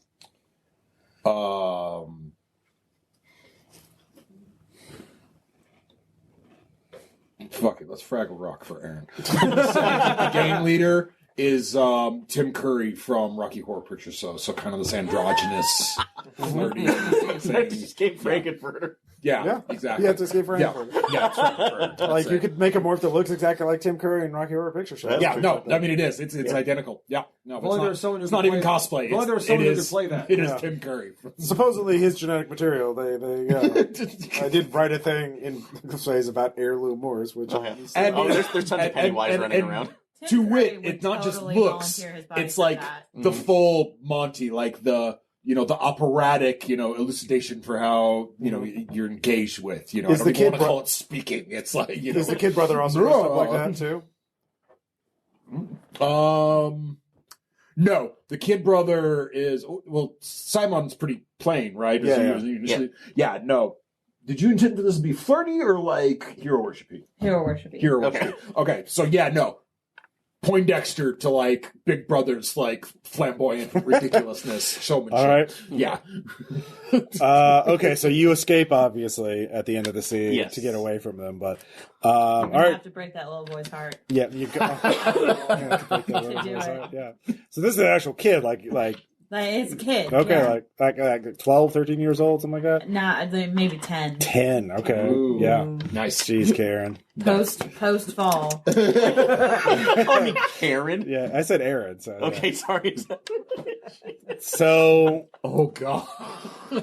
we'll get to that. So who wants to play the gang leader? Who wants to be Tim Curry in Rocky Horror Picture Show? Don't be confused by the way I look. Don't judge a book by I its had to cover. Yeah, we knew that was. It was really just it was really just an easy layup for for David to do. All right. So as we begin up, we're at the top floor. There's no way down except through the window. I mean, it is Mars, so the gravity isn't that bad. It's 8 still- stories up. Mhm. So you finished work on the fabricator. It's kicking out I don't know. What is it kicking out? It's What is it? Well, what is it starting to print? what it's starting to print is a actually it's a plasma rifle. So Yeah. it was I'd been berated for a long time to be able to do this. But what he doesn't know about that is that the way that I've put it in here now, it's basically backwards in a way where the charge will actually that's like where even the charge will exit in the back and detonate this power cell. So you trap them. I'm booby trapping this one Okay. too because this is the only one because this is the big one for Frankenfurter too. So have you already made it, or is it about done? It's about done. So Okay. it's about 3/4 of the way Okay. finished. So So- I'm just sitting there, kind of nervously looking around while my mind is telling me to build more. Okay. Mine's telling me no. So Tim Curry walks in. Well, hello, Simon, darling. How is my meatloaf coming? Almost ready. Just adjustments as necessary. Well, hot patootie. It looks like it's going to be awesome. And So- just in time for the rumble we scheduled this week. and you promised I would have to be participating. I'm not a combatant, so Oh, no, it's all right. We've got bodyguards for that sort of thing. Rocky Bolts! Yeah, there's a couple of podmorphs, robots with fleshy bits that look like Rocky from, a thong and all. And, No. oh, yeah. Hot pants. Those were hot- old sorry. hot pants. But Let's not make it worse than it is. Okay, fair enough. Touche. but About the hot pants. but Do they have trapped weapons, or are they, or do they have normal weapons? they have normal weapons. Something Okay. else is going to come up with this. Okay. So, but Wait, who's role playing the kid brother? I will. All right. So the kid brother comes in. Poke after you behind gun butts, the Rocky Yeah. gun butts. so, Hi, Simon. yeah. You working? Well, I'm always working. It's what your brother wants me to do. Yeah. No, that's cool. That's cool. It really isn't. I was like shuffling, kind of like trying to like get in the door. Actually, you really ought to go down to the festival. It's honestly a lot of fun too. It's look, your brother's in one of his pageantry moods. You've got to see what Simon just put together for us. What do you put together? He put together the perfect gold-plated plasma rifle. Look at this thing. Isn't it shiny? It is moments from being genius. Yeah. Actual genius. No, it's not really. It's just, you know, how you put things together. Anybody can do it as long as you have the pattern, the blueprint for it. So, Is that true? Well, I certainly can't. I mean, it's going to take me 7 days and 6 long nights to make a man. but no, but again, this is the big rumble right now. Your brother really needs to, you know, I think he needs to kind of enjoy himself. It's cool. I'm cool. This is cool. Well, you know what, Simon? You're right. He really should enjoy the festival. And I mean, the problem is that he can't go down and enjoy the festival all by himself. So, it's like he... We already talked about it. The man has still got 4 more days to cook before I've got a bodyguard for him. So, well, if as long as he's gone, that's okay. Wait, so. you mean Simon can take me to the festival? You know, that sounds like a wonderful idea. Why don't you go to the festival with Simon? I mean, we're practically wrapped up here. I mean, you said it's only got a couple of seconds left to cook. I'm sure nothing wrong is going to happen if you go to the festival. Yeah. That's cool. Little It's brother, cool, go with right? Simon. Yeah. Simon, it's cool. Yeah. Simon, Yeah. you know he absolutely adores you. He worships the ground you walk on. I know he's going to be in the safest possible hands, aside from mine. You're welcome, Aaron. I got a plan for this, though. So. All right, so what happens next? All right. So. I don't know, but somehow he gets So. Got a great feeling about that. Okay. So. Child murder shouldn't be happening, should it? Wow. No, it's not. So. All right. Your brain doesn't There work. is Yeah. SAIRC's memory, so what happens next? So as he's going out, we get down to at least halfway street level too.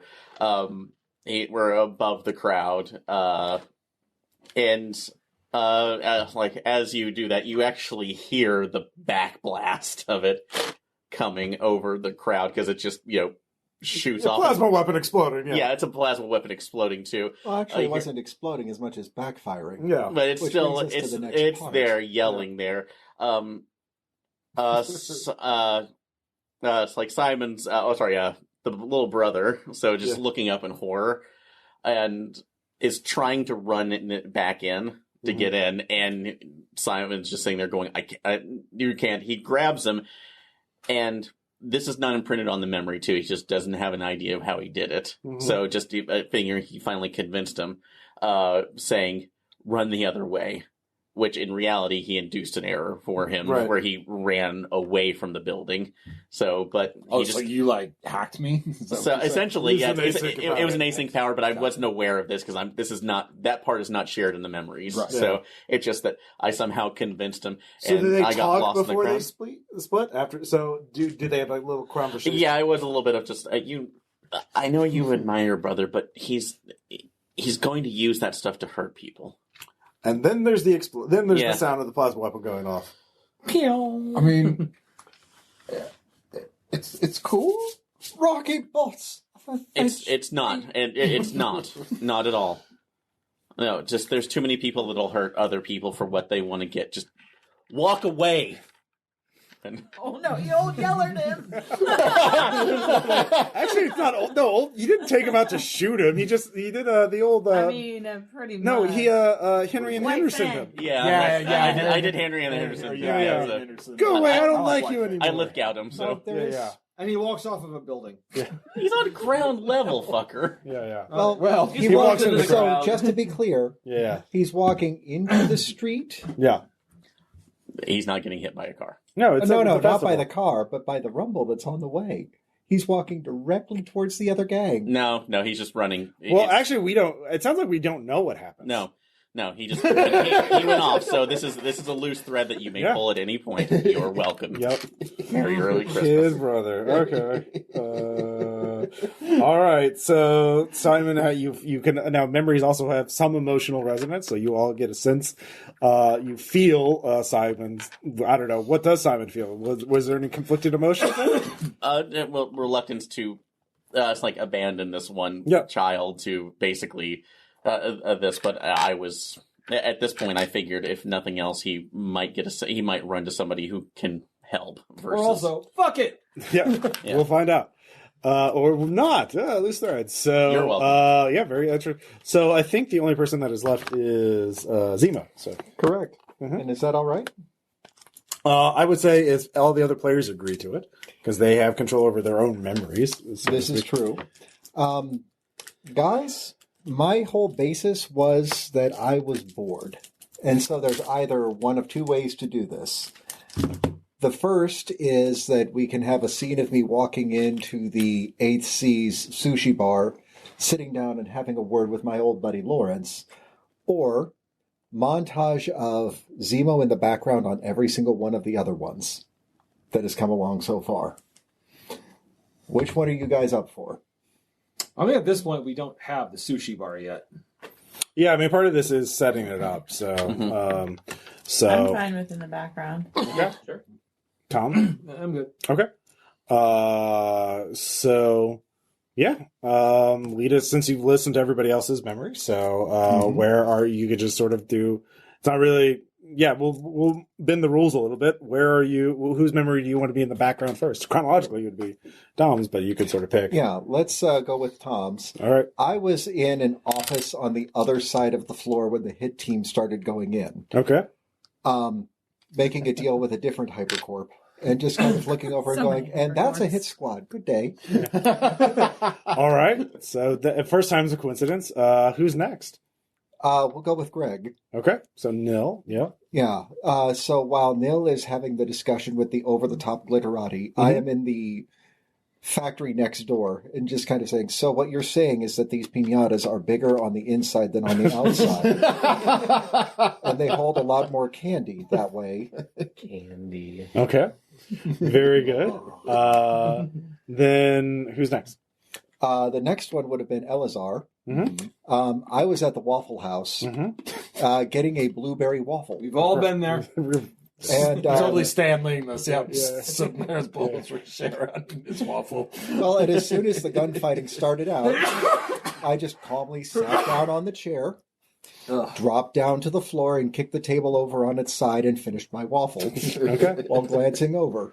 I paid good credit for this waffle. Damn it. There's a grenade. Yeah. There's shrapnel. There's blood. But yeah, you're. But the blueberry waffle remains. Yeah, but the Blueberry waffle remains. You're off in the corner. You're fine. There to this day.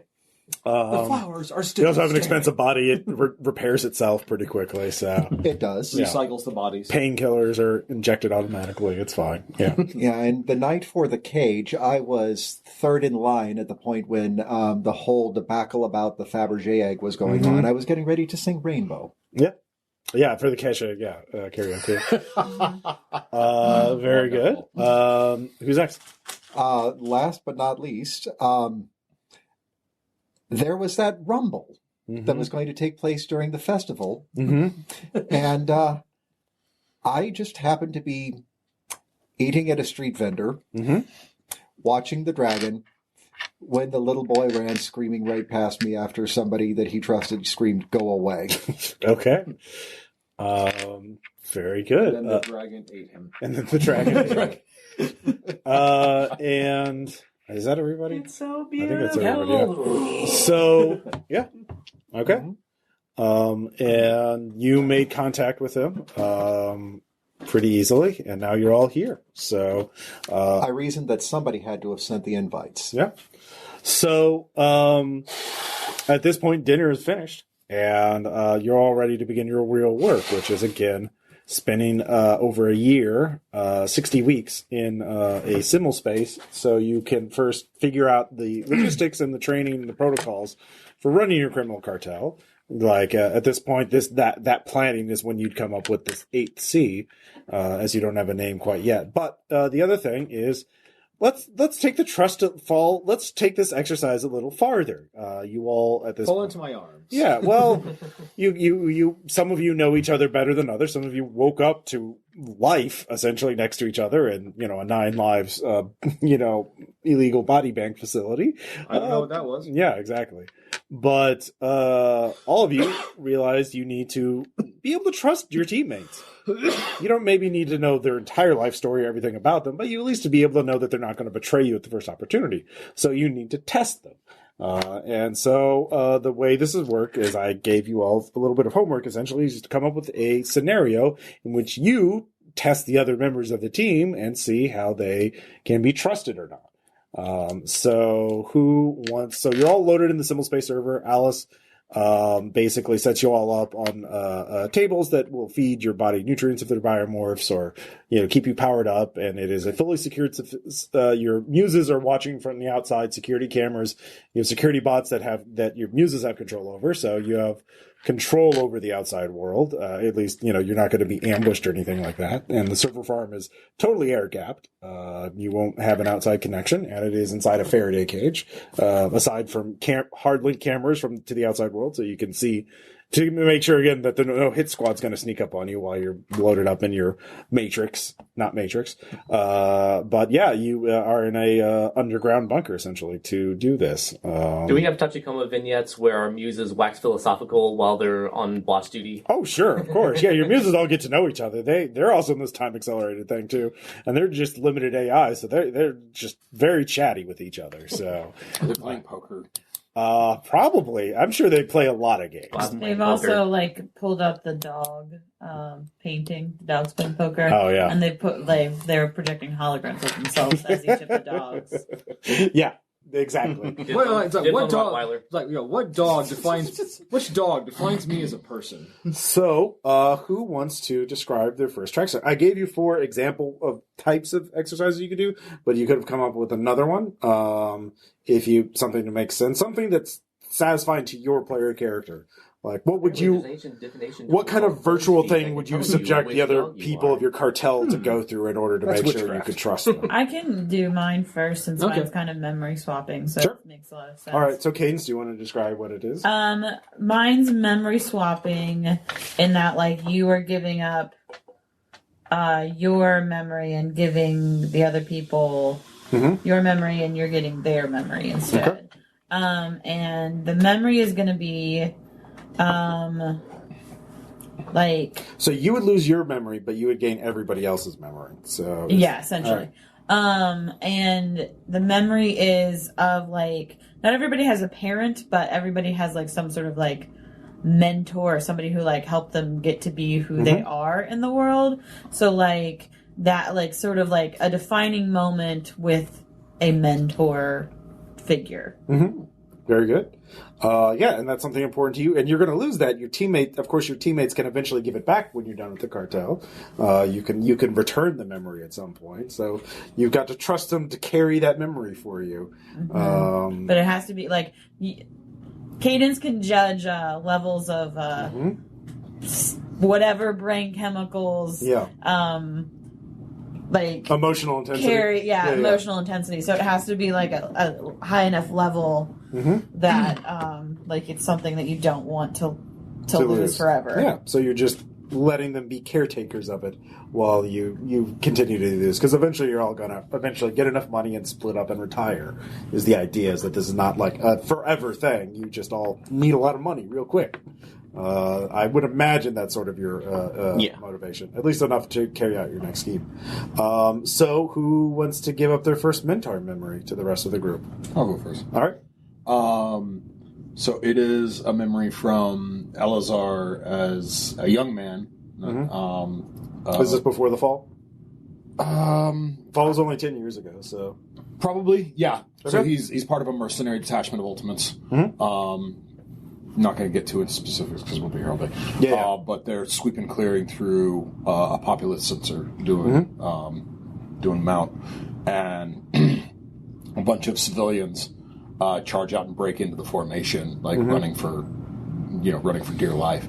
Are they running away from something? Yeah, basically, yeah. Which led them unfortunately right into the middle of the squad, and Eleazar just kind of turned to just start cutting them all down, and the squad leader is also like kind of his assigned mentor, kind of father figure, trainer. He turns around and just kind of like lays them the fuck out, and Eleazar just doesn't understand why they don't matter. They're not us. Why did it matter? They got in. They're breaking the ranks, and the mentor laid out that essentially there's more equality in life than just what body you exist in, which was his first experience with what would eventually become Shugyosha. Philosophy, and what would eventually lead him to becoming Shugyosha ultimately. Okay. So that is cut out of you. Yeah. You know it is missing, or something is missing, something important to you. But the rest of you get that as a memory. You feel everything that Eleazar did. It was a very intense memory. A lot of confusion. Yeah.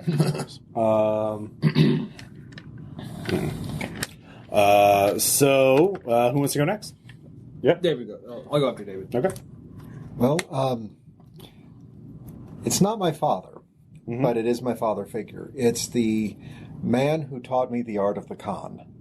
They're going to see me slowly but surely. It's kind of a montage, the earliest steps of the Fagin to my Dodger, just kind of saying, this is how you do it. This is how you pull a face. This is how you get them to trust you. This is how you get them to believe you. And then the final part of it is me pulling a gun on him and saying, you set me up.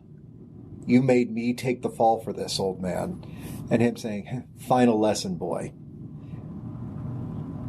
Trust is going to get you killed. Don't trust anybody you don't trust at your back with a gun. And me shooting him. Okay. So that's the end of it, is the don't trust anybody. Bold strategy for a trust exercise. And then the last thing I say is, oh, don't worry. Yeah. I'm better than you. Oh, okay. So do you actually shoot him? Yeah. Okay. All right. So yeah, you can all know all that about Zemo. So take that for what you will. Lawrence, you want to go next? Yes, this is where it's memory of where I met the person who taught me everything there was to know about stealing shit. I was actually living in the Central Park. Okay. Tent City, and I ventured out into kind of around Times Square, and doing my pickpocketing thing. And I happened to pickpocket someone who I did not know at the time was actually a world infamous thief of art and other valuables from throughout Earth and the inner system. And I successfully picked his pocket, but he noticed it was missing right away and saw me running away. And he caught up with me, but instead of turning me into the police, actually kind of liked my form and offered me he offered me the money I stole, and then said, you can take this and leave, or maybe maybe you could, maybe you want something a little better. Oh, opportunity. Someone who believed in you for the first time. And I took him up on it. All right. Very fond of memory. Yes. All right. And that's gone now. So you hope you get it back someday, I would imagine. So who wants to go next? Neil? My memory is of he was a computer science professor. This wasn't at university. This was when he was actually regular human and working a job pre-crash. And he wouldn't know this until his mentor was on one of the government-funded projects to develop ASIs, what would become the Titans, and I was there at a dinner party where we're all raising a toast to the future of humanity, the mastery of the physical, mastery of the quantum, and soon enough mastery of life itself. And it is later that evening, as we're all hobnobbing and celebrating the exponential increase in the quality of life, the universe, and everything, that we start hearing riots outside. Oh, so this is your memories of the start of the fall? Yes. All right. Whoa. Yeah. That's a fun memory. You'll like that. You don't have to worry about lucidity loss, because, yeah. But my mentor did believe in the technology, believed in its potential to help, and tried to save as many people as he could. And even attempted to create counterintelligences that could keep them at bay. Failed, obviously, but... Did he survive the fall, or do you not know? I don't know. Okay. If he's connected to the Titan Project, if he's alive, he's in hiding. Because, that people really want those people dead. For numerous reasons. It's a good thing I left Earth a couple years before that happened. Yep. So, who wants to go next? I'll go next. So, my memories are coming from probably the earliest days when I was aware, being in the on the processing floor at the Nine Lives facility that I was at. This could be like members of your original. Yes, and well, it's because that's where that's where I came into play. So at least for my version of being SAIRC, but I was actually next to a guy in an older synthmorph named Winton, who was originally set to. He talked to me. He was actually really friendly, trying to keep spirits up for everybody who was in a really horrible position as we were cutting cortical tracks out of morphs and modifying them. He was actually set to break down ships beforehand, but he always seemed to be sneaking off afterwards and doing a good job about it. I ended up discovering that he was pocketing cortical stacks, and I thought he was somehow selling those off to like the ID crew or somebody else, and got really mad. Found out he had managed to covertly set up an ego bridge, a Farcaster, and was in contact with somebody getting them. He was smuggling them. He was trying to rescue them. Yeah, he was smuggling them, rescuing them to another group who was promising to merge them back with his group. So, and taught me what I could do to kind of elicit my own escape. But he ended up taking one too many risks, and finally got caught and was. Bad things happened to him. Yeah, last time I knew about it, the Delta Force, a very, very well Delta Force with him was running around in a Reaper morph, running security. Ouch. So, yeah. But he was probably my first and only friend there. Oh, there you go. Of course. Now maybe you remember you had a friend, but you don't remember anything about it now. So, who hasn't gone yet? Me, I think. Yep. Okay, so I don't know as much about the world of Eclipse phase as possibly I should, but how do AGI personhoods come into being? Do they just sort of come into being? Well, they're programmed, so they're often loaded and taught. The thing is about AGI is that they're simulations of human brains, so they still have to be taught. Okay. So that's kind of what I thought. Yeah. So, my mentor / the simulation of the human brain, the things that were loaded into me was a very famous psychosurgeon who was essentially trying to back up his own brain, kind of in the early days of psychosurgery. So, pioneer. Yeah, exactly. And so I, kind of came into being because of that, and eventually became his assistant and second set of hands and things like that. So this is the memory of the first time that I was given a body so that I could actually perform the actual physical surgery for him, and him explaining where what I needed to do, and kind of walking me through my first psychosurgery. Okay, very important moments for you. Yep. Hopefully you get them back. Yep. Well, there's a reason why we copied it to so many people. Yeah. So hopefully not everyone dies. Yeah. Or use it against you. Yeah. Yeah. Very good. So, that's everybody. And everybody knows each other a little better now. So, and you all have leverage against each other too. So, to a certain degree, who wants to go next for their trust exercise? So I'll go. So, Okay. All right. So I provide everybody else a doorway, essentially, since we're in a symbol space. Yeah, and, you can make it look like any sort of environment imaginable. Yeah. So when everybody's seeing it, It's very holodeck-esque. Yeah. Yeah. So it looks like a very ornate, like French doorway, and a rack of suits and/or dresses appears next to everybody, and I walk in ahead of everybody else. Mm-hmm. So saying, "When you're ready, come on in." Okay. So presumably everybody else gets dressed on that. Yeah. And Well, describe the dresses available to me, Aaron. whatever you want. It's symbol space.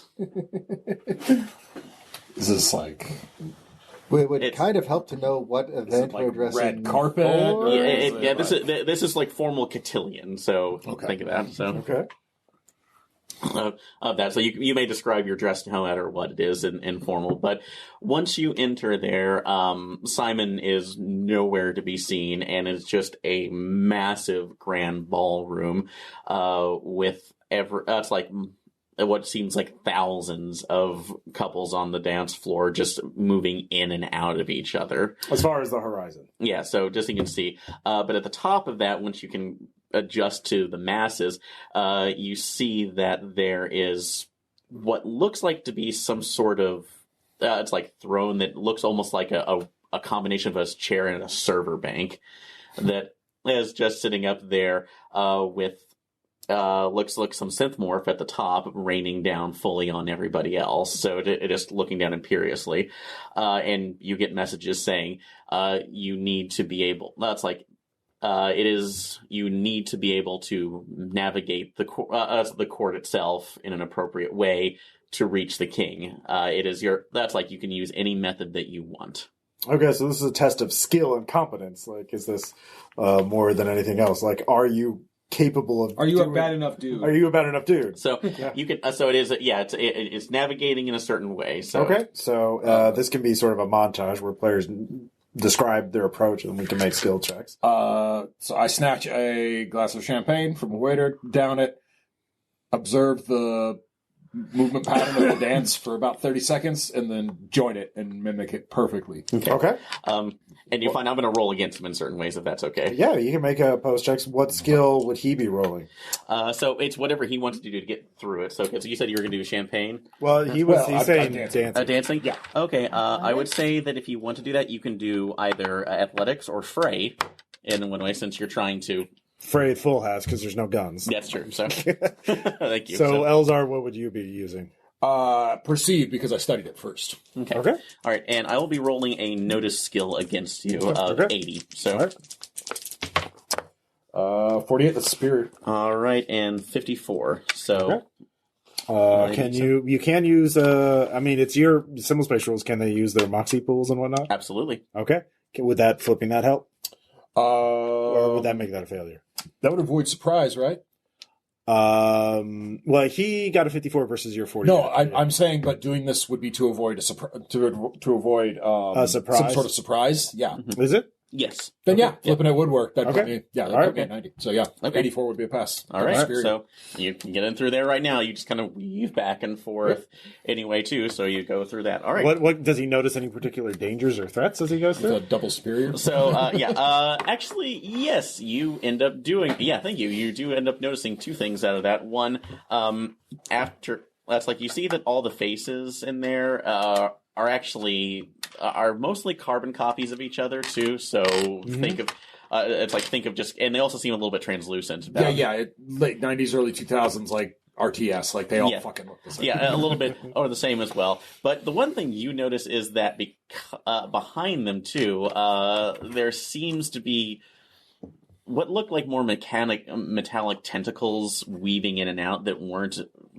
actually visible from the edge of the crowd too, and it's only just because you saw it, so you made such a good success that you even saw the hint of them. Okay. And it seems like they're almost enforcing the rules of the dance. You step out of line once, you're gone. All right. Well, that's what Eleazar sees. Of course, nobody else. There's no TACnet in the simulation. I imagine. No, there is not. All right. So the rest of you are on your own. But who wants to take an S to get through the deadly dance? Zemo. I'm going to deceive my way around, Okay. hobnobbing with all of the notables on the edge of the dance floor until I make my way up to the king. Okay. Okay. And what are you rolling to oppose? All right. So for this, I'm just gonna roll my infosec on that since I'm controlling this. So Well, I mean, this is simulation. Yeah, so you're right. So it's not really. this is gonna be continuous notice right now to All see right, because yeah, it that's fine. isn't there. So all right. No, it All didn't right. notice you at all. You're good. So Yeah. So you pass, you look like them, you dress like them, and you are them until you get to the king. Like, haha, I'm actually not. Very good. So Lawrence. Actually touch my face and slide it to the side. Yeah. How are you getting across the deadly cotillion? Oh, I'm going to disappear. Oh, you're going to sneak. Yeah. The sneak thieves are going to sneak. Sneak thief's gonna Thieves sneak. got well. us. All right. Roll infiltration, and you can roll notice. Good. Yeah. okay, or perceive. I said. Yeah, perceive, sorry. I said that incorrectly at first. So all right. 35 out of 80. 99. 99 is a Critical crit failure. failure. No, it's at 100. 99 is always a critical failure. Yep. Oh, is it? Yeah, Oh. it is always a critical I failure. see that. Nice. So what happens to him when he fails? All right. I see Lawrence tries to climb the cable to the chandelier and ends up dropping it in the middle Yeah. of the dance floor. So, what was your move to get through this? So, He was trying to sneak. You're just trying to sneak on the Ceiling. floor? Oh, the ceiling? Okay. Yeah, immediately as you go across the ceiling, you see that it turns red. The lights seem reflecting through the crystals go through, and it's like 2 to 3 sets of arms shoot out, grab onto you, and then start pulling you down. So that's like back into the crowd, who starts moving faster, almost like a grinder. Okay. So obviously simulations, you can't kill your other teammates. That would be But you get sucked in and you black out. all right. You're Does he get to try again, or is that it? That's it. All right. Hold on, fuck you. I'm not part of this. I'd flip you off. But I got Well, it's a 10 trust of those. exercise, and just a test of capabilities. Neil, how are you getting across the deadly cotillion? I'm going to. Is the king moving around, or is he just? He's at the throne. He's on the throne, just basically looking out over everybody. So, and it's a case morph with a crown. I like that. Yeah. I'm not a dancer per se, but I think I can use kinesics to read the crowd and figure out where I need to be. at Absolutely, any that's given good. moment. All right. So- So check. That is a 54 under 55. Okay. All right. Very good. Beautiful. Got that. So that's 40 out of 80. So, Well, he would yep, succeed. you see, so good job. So you get across. Also, I know you. I'm definitely a normal person. Ha ha ha. Human, look at my neck. No. Cadence? I actually am going to try to use psychology to figure out why in the heck we need to go even to see this king in the first place. Okay. Oh, okay. Yeah, you can just give me a psychology check. Okay. Well, this would be for her to figure out why she's trying to understand It's 54 under 80, so it's a superior success. you. It could be, well, one is a test of competence to see if he's actually good. That's an indication, because even if the person is loyal and trustworthy, if they can't pull off crime, then maybe you shouldn't trust them, because you're just going to get caught with them. So, but what else do you want to reveal? with the superior success, I will say that you don't really know at least the importance of it. But you do notice the hands, when just looking at them from the distance, seem to be moving in an odd rhythm when they get, as the players are moving closer towards him. The king's hands? It just seems a bit shifty. Okay. Okay. So, but if you want to, but I'll say that if you, because of this right now, you get that's like know enough of the moves, kind of like Neil was doing with the kinesics check to move through. So it gives you an insight on the moves of the crowd. Okay, yeah. You watch the king's hands as warnings. Yeah. So you can make a kinesics check to get through the crowd if you want to. Yeah. No. No, I would say that the Okay. psychology was enough. That would Do you not want to get through the crowd? I don't want to do a kinesics check. To Okay. do. I would say the psychology roll was enough to give her what Okay. she needs. So All right. So you that's can not- get through the crowd by studying the king's hands. Yeah, so that was Okay. because you noticed the beat. So All I right. have to follow the king's hand. All right. So is that the end of the test? let's see. Yeah. Everybody. Oh, you want to- Everybody's gone okay. through. The only person who failed was Lawrence All right. for briefly failing. So Yeah, shit happens. so yeah, everybody else make a perceive check. All right. So you or last one, Let me guess. No. Yes, superior success. superior success. 65 out of 55. That's a fail. Okay. 45. I make it. Ought to. All right. Oh, so All right. So where are they now? What do they say? they're in front of the king. That's like the Synth King so much it ends up bowing before everyone else and says, "Welcome to your dance and your reward." And sorry, Eleazar, thank you, Eleazar. You're going to get the one chance to react before anything else happens. You get one shot at this since you have a superior success. Okay. You see behind him. He's holding out what looks like to everybody else looks like a gem. You're looking at close enough to basically see that looks like a miniaturized version of a fractal. It is spinning in his hands. Okay. Those and- are bad. And if you notice, but basically imagine a large razor wire ball that's It's a sentient 3D printer that's angry yeah and it wants to kill people. everything. Yeah. Do I have my traditional equipment? So yeah, I'll say that you have one chance to basically kind of to get this. He's going to roll against you to unleash it. So just speed. Okay.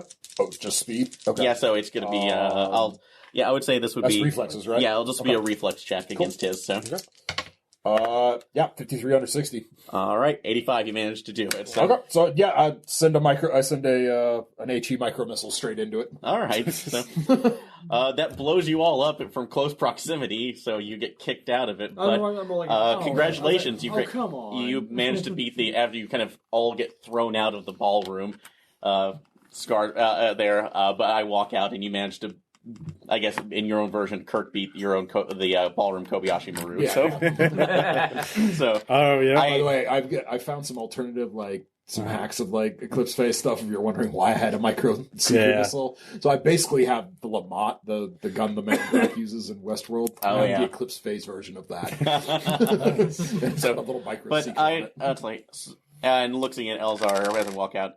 Sorry, I know this seems extreme, but I needed to see how many patterns you could recognize, and if we see a threat like that, how far we're willing to go. All right. The Kobayashi Maru. I put it as one of the examples. Sure, so- I just had to put it in the ballroom example. I thought it was just No, I like it. It's very creative. I like the variety of scenes that we've had so far in this, exploring our characters. So who wants to do their training exercise? Or Go ahead. Okay. Okay. Mine is everyone appears in looks like a restaurant from the like an Italian restaurant from the 40s. Noticing the theme here. Yeah. And it's a place that's clearly Is it the exact same one from The Godfather 1? Where Al Pacino it's actually in this case it's Lawrence's Italian. Yeah. All right.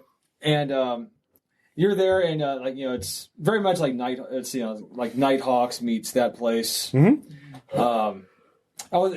There's still like synth morphs and others, but they're all dressed in like 1940s suits and everything. And you're all there, knowing that I am the proprietor of this place, and it's going to be the same for everybody. But first, like a local officer from the planetary police Consortium, yeah. comes in, asking for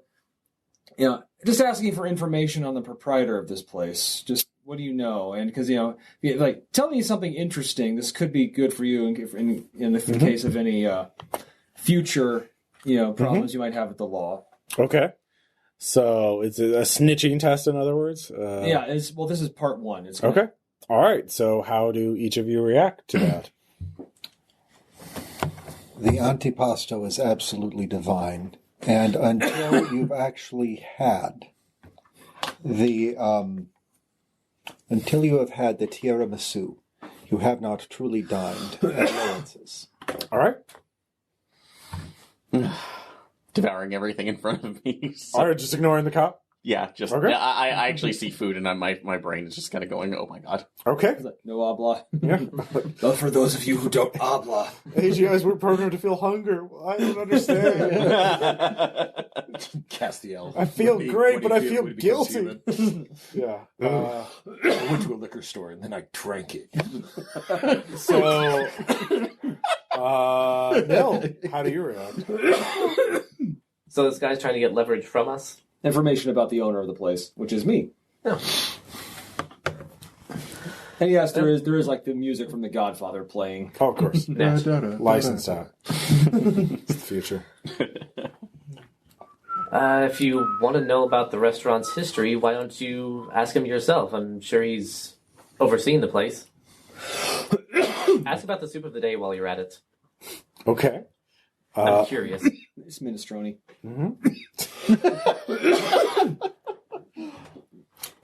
Cadence? I remark that it's very odd for someone to come into a person's place of employment to find out about the person. The history's literally written on a plaque on the wall. And also, try the cannoli. Okay. Eleazar? He likes salt too much for someone with his level of cholesterol. Oh. All right. So what happens then? So it's in that case, like everyone had been served like the the amuse-bouche, the aperitif before the meal. As soon as you all do that, like an identical like a robotic waiter in like a 40s waiter's outfit takes your plates and then brings the salad course, in which another person enters for you. Which this is actually a like I guess the equivalent of like the planetary form of the police, like the feds for the whole planet. Oh, sure. A Martian Ranger, yeah. Yeah, he comes in. Okay. And then asks you again, like he says, like I want you to tell me everything you know about the owner of this place, knowing that I in my position can very much be an asset to you in the future. So I'm going to tell you, it's lovely, expertly made Caesar salads in front of you. Yeah. the soup of the day is minestrone. But if you put in a good word and tell him that it is, in fact, a special occasion and provide him with the name of the occasion, instead of minestrone, he can be persuaded to provide you with an Italian wedding soup. Ooh. The one with the tiny little bread balls and the sausage. It is divine. Ooh. Good, sounds like a good deal. Is everybody going to be doing a similar message last time? Just kind of like talk about the food and the I'm going to tell him that I already have rangers that owe me favors. Okay. All right. Ooh. Yeah. Okay, I heard something a while back. Oh, yeah? Lawrence didn't actually train in an Italian culinary school. He went to Minnesota, but he spent 2 years in Italy touring all the best restaurants. Okay. Scandalous. So, anybody else? Yeah. His family has a dark secret. Yeah. That's his brother, and the homeless man outside slams against the window. Change! I would like to add to that dark secret that homeless man is Guy Fieri. Yes, indeed. He's all the sciences. Why'd you leave Flavortown? Yes. Until I guess a robot waiter comes up with a broom. You were told to leave. And yeah, the last thing of that is that I end up commenting on the it's like the taste of the wine on it. Garçon, that is a little off-putting. Would you close that curtain? As I'm looking at it, because of a certain taste buds right now, I'm actually detecting that this is at least 30% antifreeze. Wow. Diss. All right. Not a diss, it's just a fact. It's kind of a diss. It is definitely a diss. Okay, So, yeah. What happens next? It's a 4-tier test. That's tier 3 comes, like the waiters come, take the salad plates, and then bring the entree, which is, like expert, like just it's classically made, meat, spaghetti and meatballs. Is a crow gonna call at some point? Like we denying Lawrence 3 times? Can I have an edge seat just in case? But at this point, Okay. At this point, obviously a guy comes in for all of you and wearing a very expensive suit, looking very serious, clearly representing a major corporation that has had some things stolen from them, and they suspect that the owner of this place might have something to do with it, and if you provide evidence that he had something to do with it, that his corporation would definitely make it worth your while. Okay. Like with many, many zeros behind the number. I assume everyone's going to give a similar response to last time. I just looked Excuse me, sir. confused. Yeah. Lean in. When he does, I'm going to put a hand right there on his ribs. Lean in and whisper in his ear, that hard feeling is a gun aimed directly at your kidney. Okay. Interrupt my meal again, and I swear I will shoot. And he's just like, I am corporate. I have no soul. Okay. I know your type. You may not have a soul, but you definitely do have a kidney, and it will hurt to be pierced. The kidney is company property. Okay. All right. So I assume everyone's going to stick to their guns. All right. So that's fine. It's then and then finally that place, and then the tiramisu is brought in, and then basically I'm just looking like Vito Corleone, who is this is a major boss in the night cartel. Sits down and essentially makes you an offer you can't refuse to give up the owner of this place. Okay. And I assume no one's going to give up the owner. I pull out a bounty marker and say, "Is this you?" It looks rather like him, Eleazar. Okay. Well, it's your simulation. So I'm also saying behind the guy are two very humorless-looking men carrying the equivalent of miniguns. Okay. Yeah. I'm listening courteously, also trying to find a door. I mean, it's up to Tom. It's his simulation. So what happens when I assume every player's sticking to their guns? Yeah, I'm just going to hold up one finger. Yeah. Eat the tiramisu. Yeah. Finish every bite. Yeah. Take my napkin. Dab my mouth. Look at Eleazar for a moment. Glance at the table. And flip the table in their general direction and duck. All right. So, Tom, it's your simulation. What happens when everyone rejects you?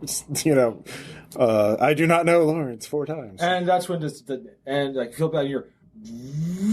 And then that table is then just shredded into wooden splinters as everything goes black. How intense do you make it to the other people in your team? You can. I mean, it's a very detailed simulation. You make them experience a violent death if you want to. It's going to be more. Just cut to black. No, it's more they'll feel themselves being flung backwards, not actually feeling the impact of the bullets. But, But also, and then streamers of red. It's almost more like fireworks of blood. Okay. And then everything just resets, and you're back there, and then there's a lovely after dinner mint in front of everyone. Okay. And then I come out says you really didn't you even got shot instead of doing that. Okay, I expect this bill to be comped, Lawrence. You made it suffer through Guy Fieri. Yeah. And it's the bills I just flick a lighter and all the bills erupt into flame. You never pay here. Also, antifreeze. What? I take offense at that, sir. You should probably make him pay. Yeah. Yeah. You get the bill. Cut to SAIRC having to simulate 8 hours of cleaning dishes in the kitchen. Yeah, it's a simulation. You can do that. Mine was I do an induce error on Guy Fieri and make You can't do it. It's simulation. Actually, no, it's great. You can't. Civil-based design. I succeeded. You don't have admin access. Yeah, you're already plugged in. Infosec. But anyway. Yeah. But yeah, this was a trust exercise. It was. Yeah. Very good. Neil, you want to go next? Sure. All right.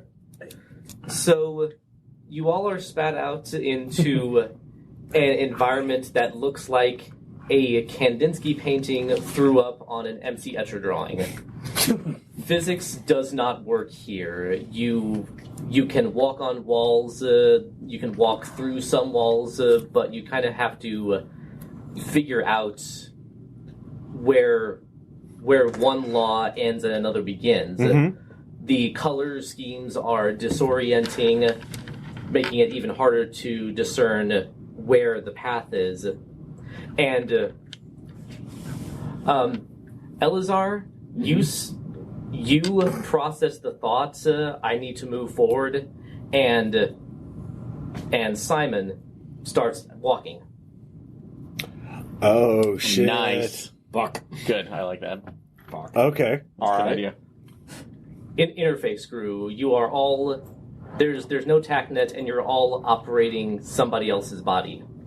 So you have to communicate to progress. I would like to move up, down, up, down.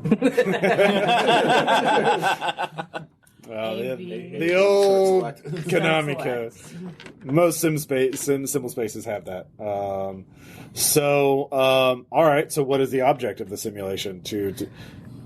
Communication, essentially. Okay. Well, I mean, is there a thing that they have to do? Yeah, If they get to like a certain point, do they have There's to defeat an enemy? Do they have to like solve a mystery? Shoot, I had this.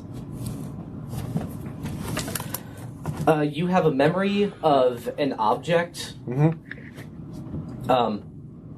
A pineapple, actually. Okay.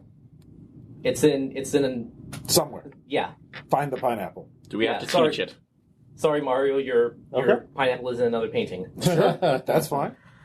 You have a rough idea. You just need to figure out how to get there. And as you start to coordinate and actually figure out how to move as a team, some of the abstractions, some of the more straight-edged figures start moving, almost mimicking humanoid movements. Okay. So, are they going to be aggressive against us?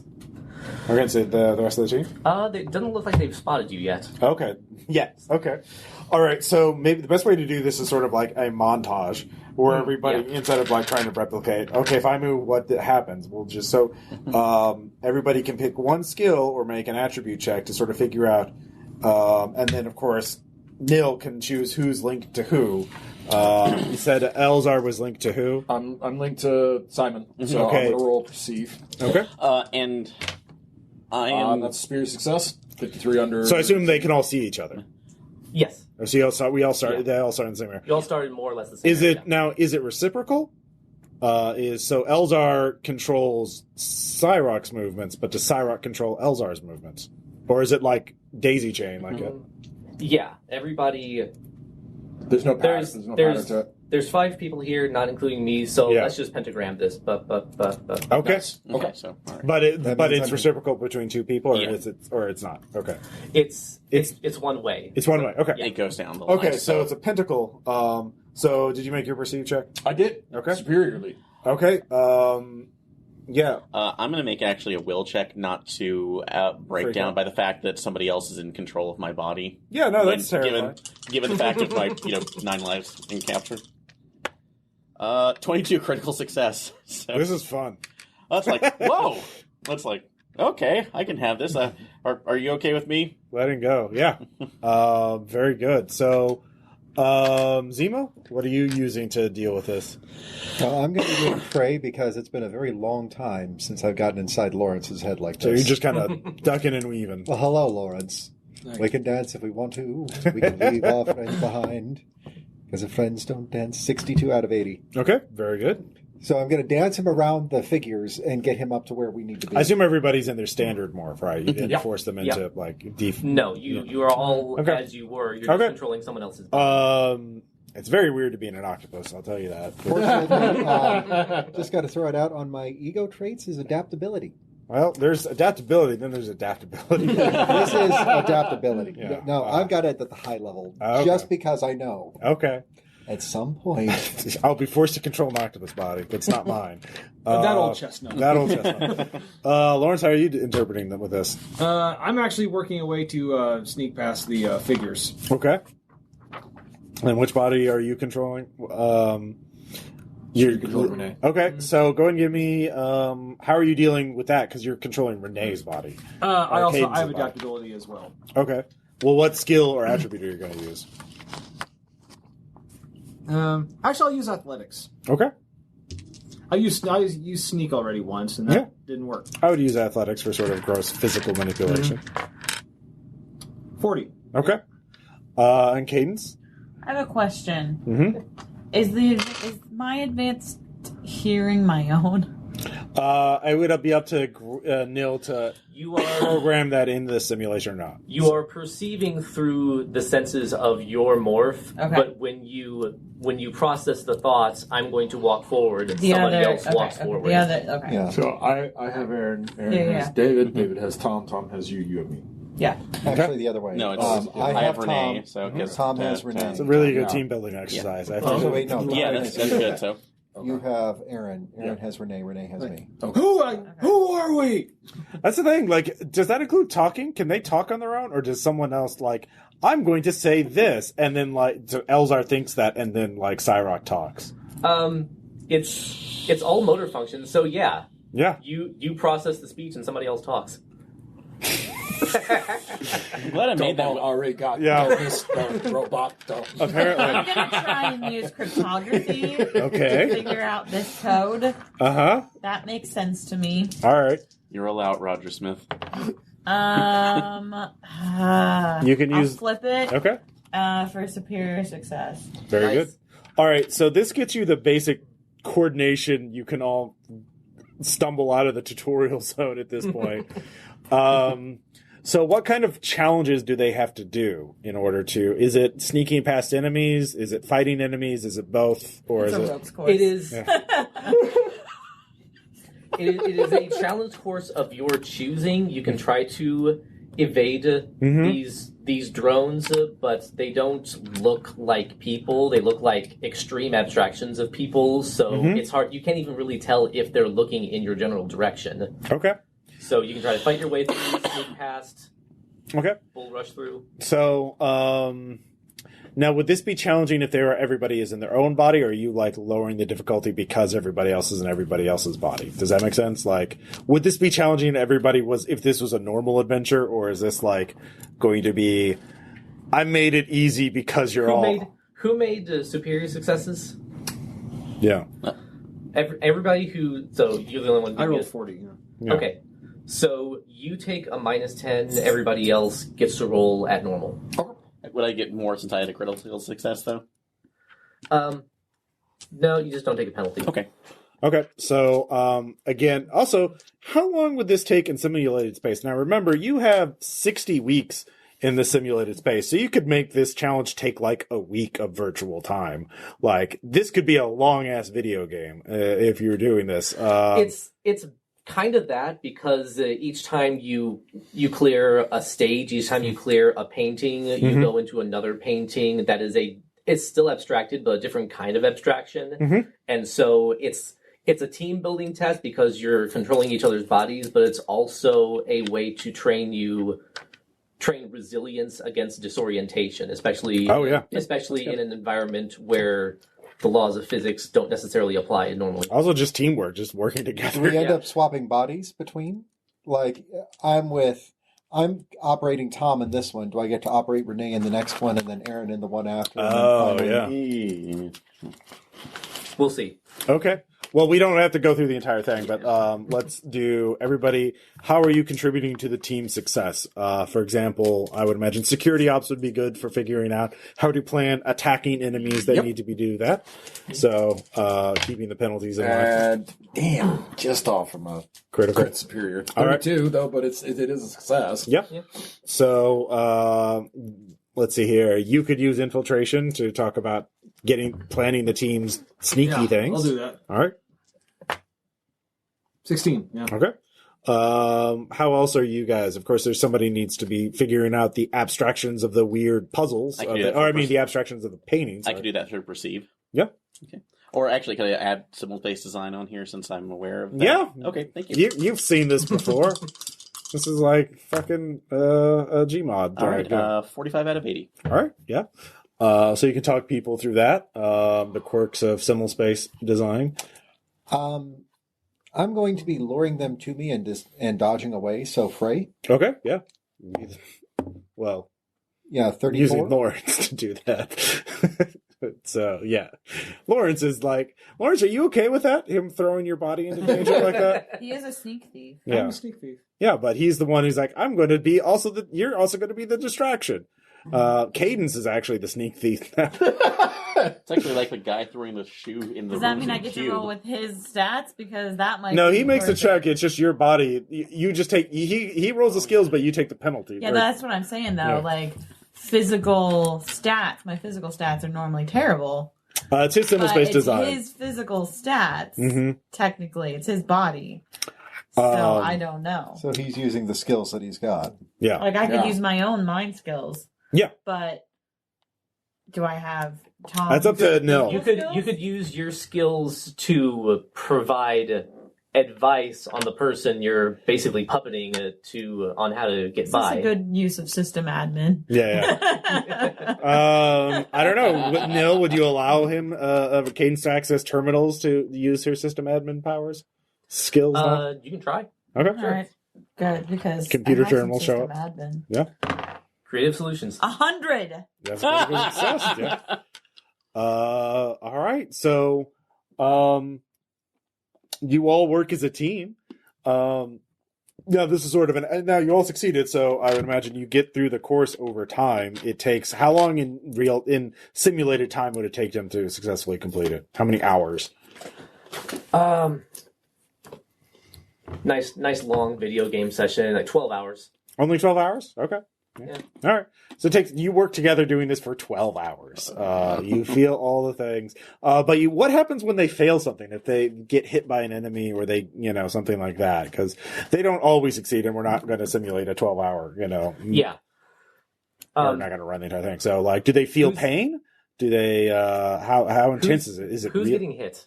Well, all of them would get hit sooner or later. Because again, it's 12 hours of stuff that's happening. Okay. So the first time somebody gets hit, they, for a second, it seems like they're just gone. Let's say, David, you're the first one to get hit. And this wave of blue washes over you. You're still there. Nothing has changed. Everyone else looks at where Zemo is and sees another drone. Okay. So they don't feel anything. It just makes the game more challenging. Yeah. Okay. Does Zemo come back when he gets hit? Or does he have to wait till the next world? He has to convince the others that he's not the drones. And then they have to work that into their strategy. Oh, okay. That's wizard's chess. All right. Very good. Okay, so are there any late game twists or anything like that? Or when they find the pineapple, do they succeed and that's the end of the exercise? Yeah. They find the pineapple in a more... The last panel is a Baroque painting with a woman elegantly dressed in the style of the time, and there is a bureau behind her. She greets you very warmly, and offers aid. Okay. And your reward is right there on the bureau. Cool. Pristine, glowing.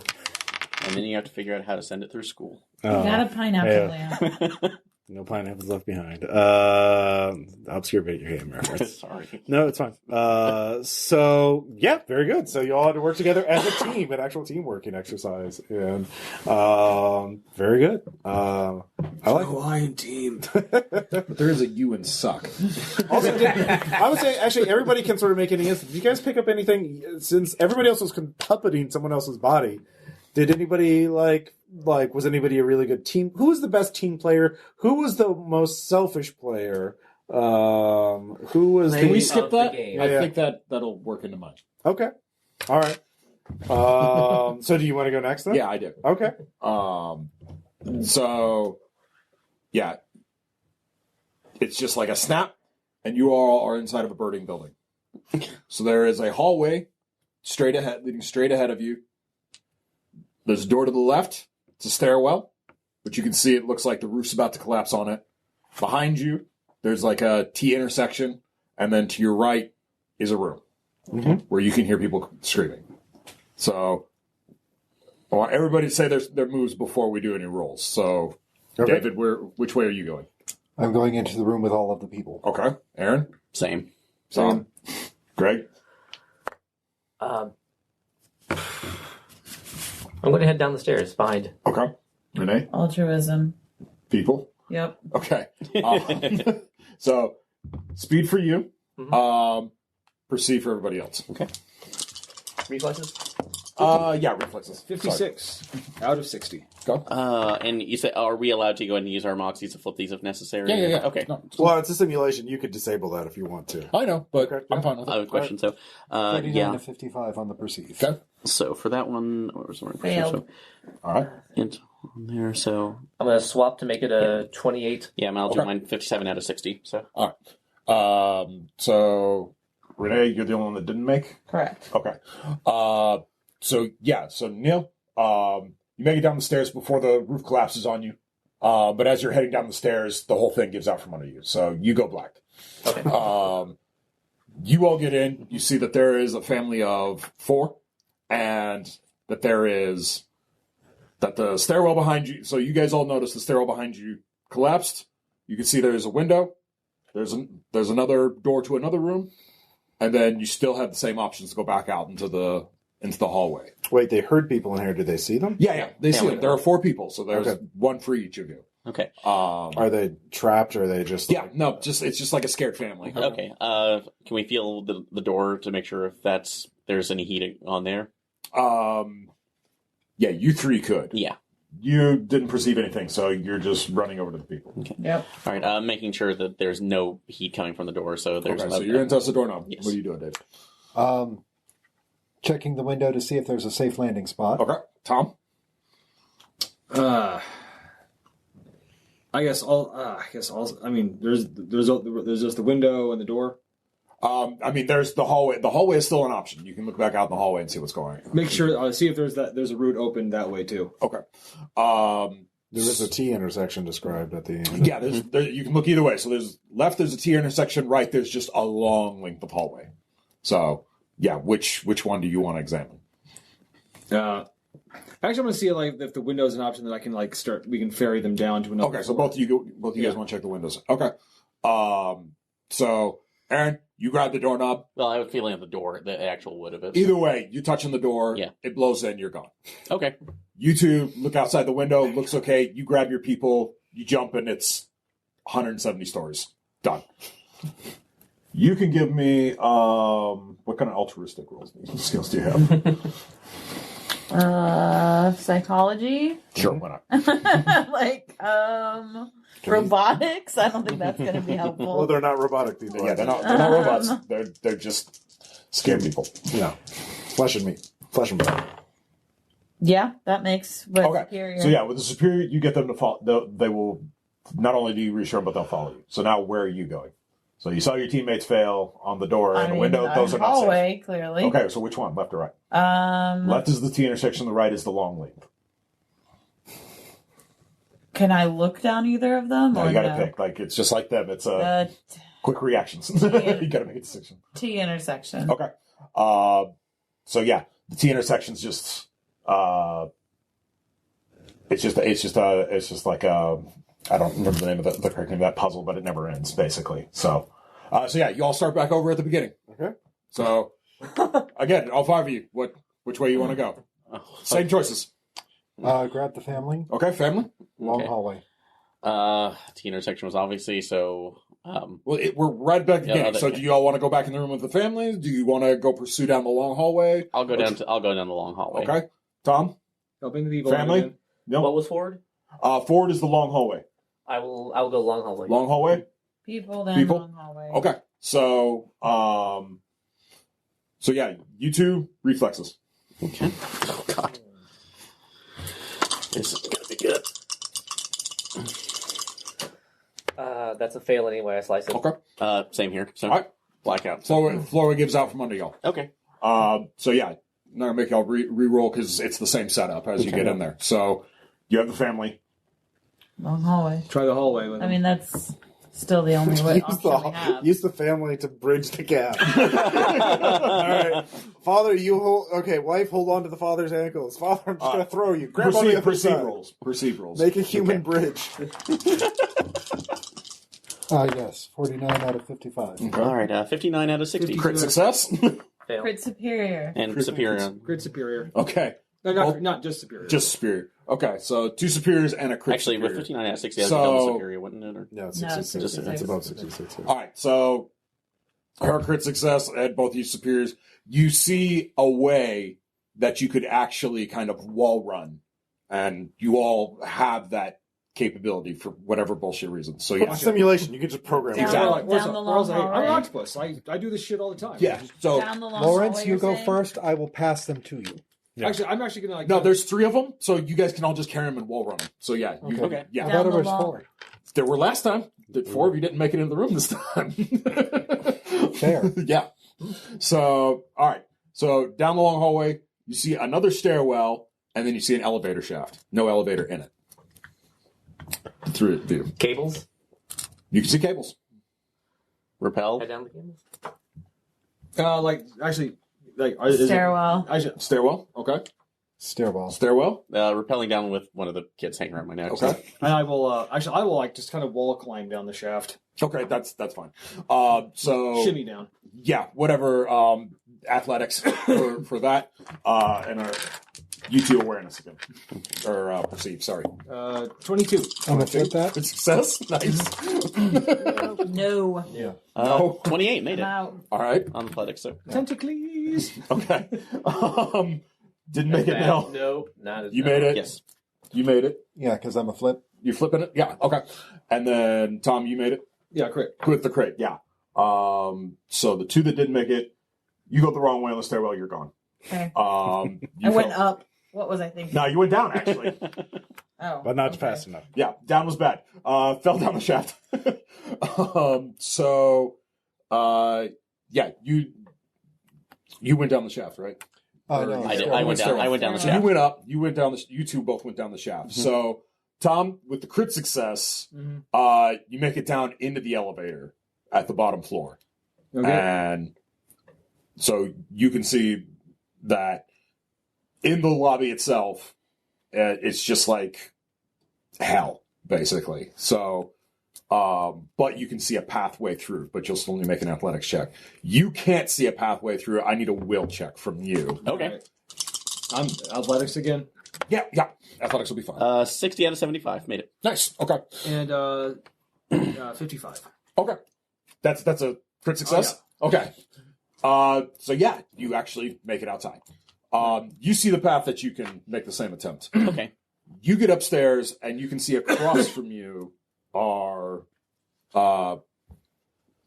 like rescuers. So are you gonna you can try to signal them, or you actually think you could just make the throw and just toss your child to them. So which would you rather do? Go on. Signal first. You want to signal? Okay. Yeah. Persuade.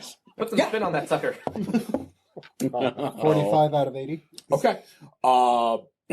So they form a human ladder across to you. Hand them the child. Okay. You hand them the child. All right. What happened with you with your athletics check? I haven't done it yet. I was going to ask something. I know my athletics isn't great, and there's a chance I might not make it through. Could I do a will check to basically hold the child up and Yes, just you may. go through the fire? You may. Not even trying to get through? Just- No, I'm holding him up, trying to get it, basically sacrificing myself, but Okay. allowing myself to be injured. And you 2 have both respawned. Okay. 31 out of 75, yeah. Okay. You feel it. You're consumed by it, but the child makes it. Okay. So yeah, it's just the last 2.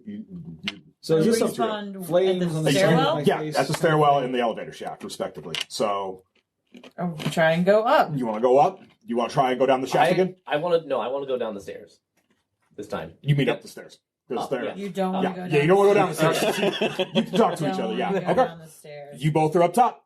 Both you need to make persuade or perceive checks, or you can make an athletic check and just try and chuck them across. Same choice David had. Persuade. Okay, cool. Give me a persuade check. 5. Well, yeah. Okay, you make yours. How about I you? would like to make a medical services check.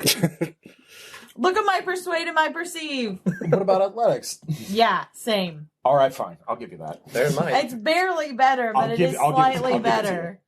You did fine. I did it. Okay. Okay. That is actually does not make on my that only. I have a 15 on my persuade. Okay. So like, but I made it. All right. Okay. So yeah. All right. Basically, yeah, it was a Kobayashi Maru, but I right. wanted to test willpower. So like you did feel every damage you took being consumed by raging infernos and falling and psychological tests of standing on top of a human ladder 130 stories up, like all. So that. it was But intense. It was extremely intense, Yeah. but I wanted Right. to see how strong your heart Yeah, was. you So- all burned alive at least once. Yeah. No, Or fell. I fell 135 stories. Oh, sorry. Sorry. Silly Ross. I'm sorry. Who's left? Dave? Yeah, That would be Z. me. Yeah.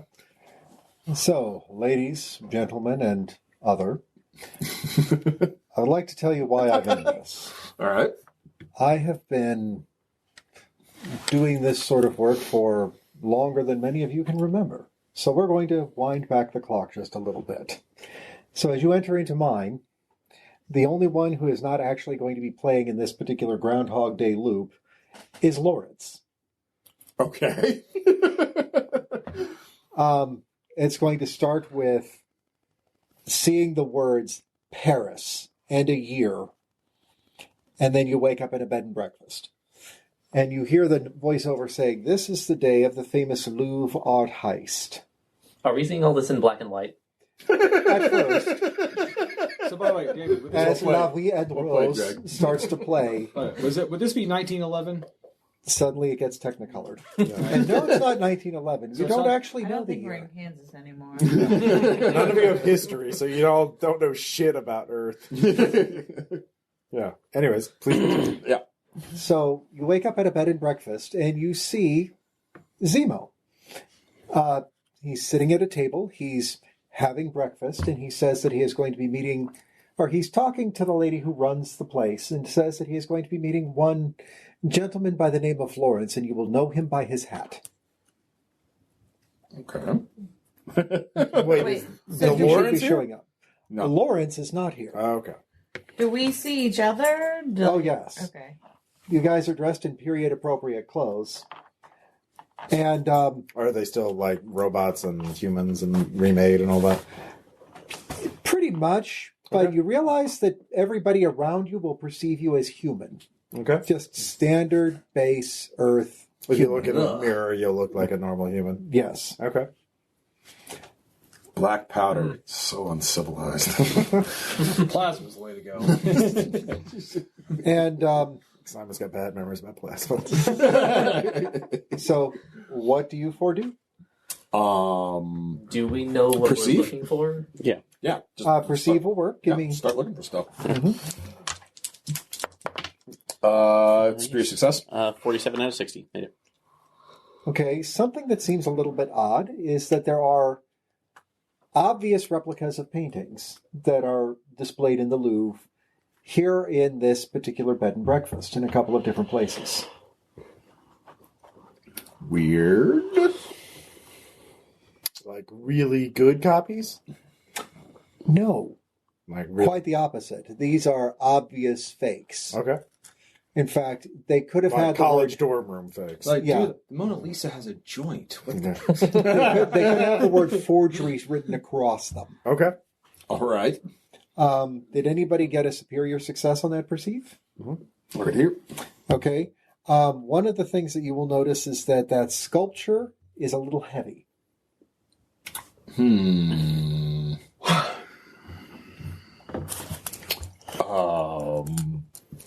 Who put John Belushi in Love Limb? Don't. It's an opera. What about conspiracies? Conspiracies get me anything for that? Actually, yes, it will. Give me that roll. Nope. Big fail. Can't even flip it. There's art, there's fakes. Symbol space design to realize why that might be different in this program. Okay. All right. Oh, if I click it here. That's true.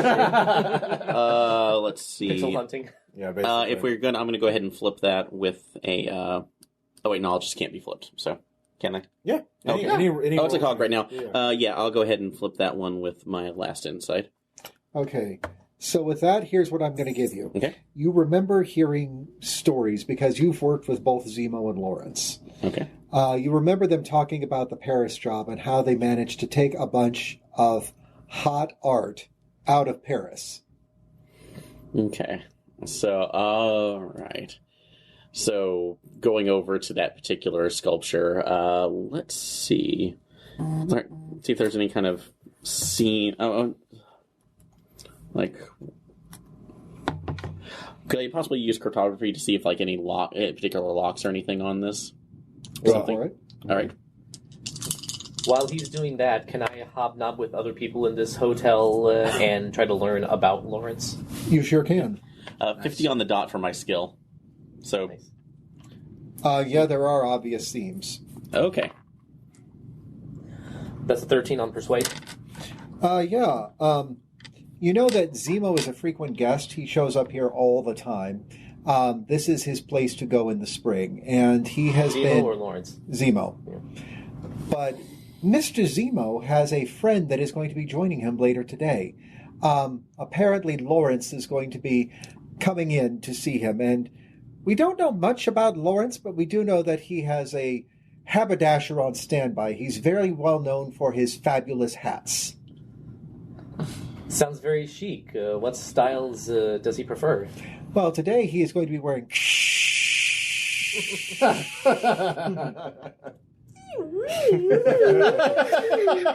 You just get static where the mouth is. Yes, that's right. Today Lawrence is going to be wearing... Might want to trim that mustache a little bit. It's getting in the way. So, is the object of this exercise to find Lawrence? The object of this exercise is to figure out what exactly they did to make the art heist work. Okay. And you know that based on how well you make the heist work is how close you're going to get to the actual Lawrence. Okay. All right. So they have to recreate the heist or like figure out how it worked? Recreate it, figure out how it worked. Okay. Every detail that you can get right is going to be useful, and if you get a detail wrong, it's going to set you back. Okay. Lawrence is going to show up in the afternoon, and based on how well you guys do the heist, you're going to see Lawrence. So, is all the information we need to gather here in this bed and breakfast, or do we need to leave and actually go over to the Louvre? Yeah, you can leave and go to the Louvre if you want, Okay. or you can stay in the bed and breakfast. It's up to you. All right. But Lawrence will be there sometime in the afternoon. You're able to get that much out of Static Face. Okay. Cool. Okay. So you found the seams in the sculpture. Can you pop it open? So I can try. I'm not sure if it's a fused one or not. We can probably break that. So was I able to see if there was a way to open this up or if it was just sealed as is? It is sealed. If you open it, you're going to break it. Okay. You don't know exactly how the catch works. Okay. All right. I'm going to go over to the Louvre then and see if I can get something off of Perceive. Yeah. Fail. Unless, there's art. unless does this count for avoiding a surprise? This does not. Okay, then yeah, it's a crit fail. Otherwise, it'd been a crit success. Actually, I'm going to make this one work against you just a little bit. Great, that's fine. You actually see the statue that Simon was fiddling with. It's right there. It's right in front of you. You could reach over. You could touch it. The cordon is even a little bit loose. Sweet. I snatch it to try and study it. And you're out for the rest of the day because you suddenly hear a and a couple of guys with bad mustaches grab a hold of you and start screaming at you in French for messing with the art. This isn't a loud payday level. You don't actually know 60 seconds to get French, to the I don't believe. No. So you have no idea what they are actually screaming at you. You just know that they are very angry and very snooty, and Yeah. Well, one presumes Snooty. You don't understand what I'm saying. All right. Sorry, guys. All right. Get a hostage trade from me. Come here, static face. Static face. Get the fuck down. Worthy of Shut the fuck up. offering up. All right. I guess the rest of you can all make perceive checks as you investigate the environment. Yeah, I can watch him go. Or if you've got any other skills. What would relevant skills be for this? Aside from knowledge. Yeah, skills? so much. Well, there are a couple of good knowledge skills. Black market would be great. Okay, I can do Perceive that. is always a good skill. Okay. Persuade to see if you can figure out somebody who would be willing to tell you what's going on. Research. All right, I'll do black market. Okay. I will do research. Let's see. Just general failure, and I can't flip it. Okay. I will flip that to a double superior. Yeah, 68. Yeah, I'll flip that to a double superior success. Oh wait, I have flex, so I can at least send that one. All right, I'll flip that to a success then. So. Okay. So here's what you know about the black market. Forgeries that are competent forgeries can go for a very high amount. And you remember Zemo and Lawrence talking about how they took in a ton on this one. But you also know that actual art is extremely hard to sell and extremely hard to fence. And they seem to talk about an immediate payday. So you think that it's art, but not art. So selling competent forgeries over the actual thing. So study and study and movement can probably be that. Would jewelry be qualified? Like, did they have jewelry at the Louvre? Like, Yeah. Well, you know that this is primarily, and this is what Greg knows from his research, this particular heist involved a lot of paintings and a lot of sculptures. Okay. Those were the two things that were involved, were paintings and sculpture. Okay. So they were competent forgeries, it sounds like, because those could be offloaded quicker. Is that right? Well, maybe. Okay. You're not sure. But you know that they somehow did not steal the actual art. Okay. Is they this far enough along in the timeline that they could be actually fabbed? No. This is actually pre-crash days. This was long ago. And for art to be fabbed would be to be obviously forged at that particular fabricating time. technology wasn't that advanced yet. Yes. It is now, but in the future. Well, you see the clock has moved forward, Yeah. and you hear someone say, "Look, there is Lawrence. Here he comes." And the gentleman who is walking in the door wearing a bright orange beret is played by the actor Gerard Depardieu.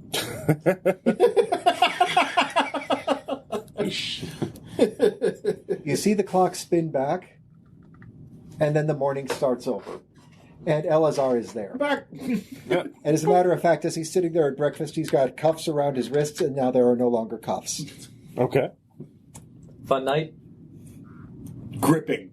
I heard these frogs could really throw some heat around.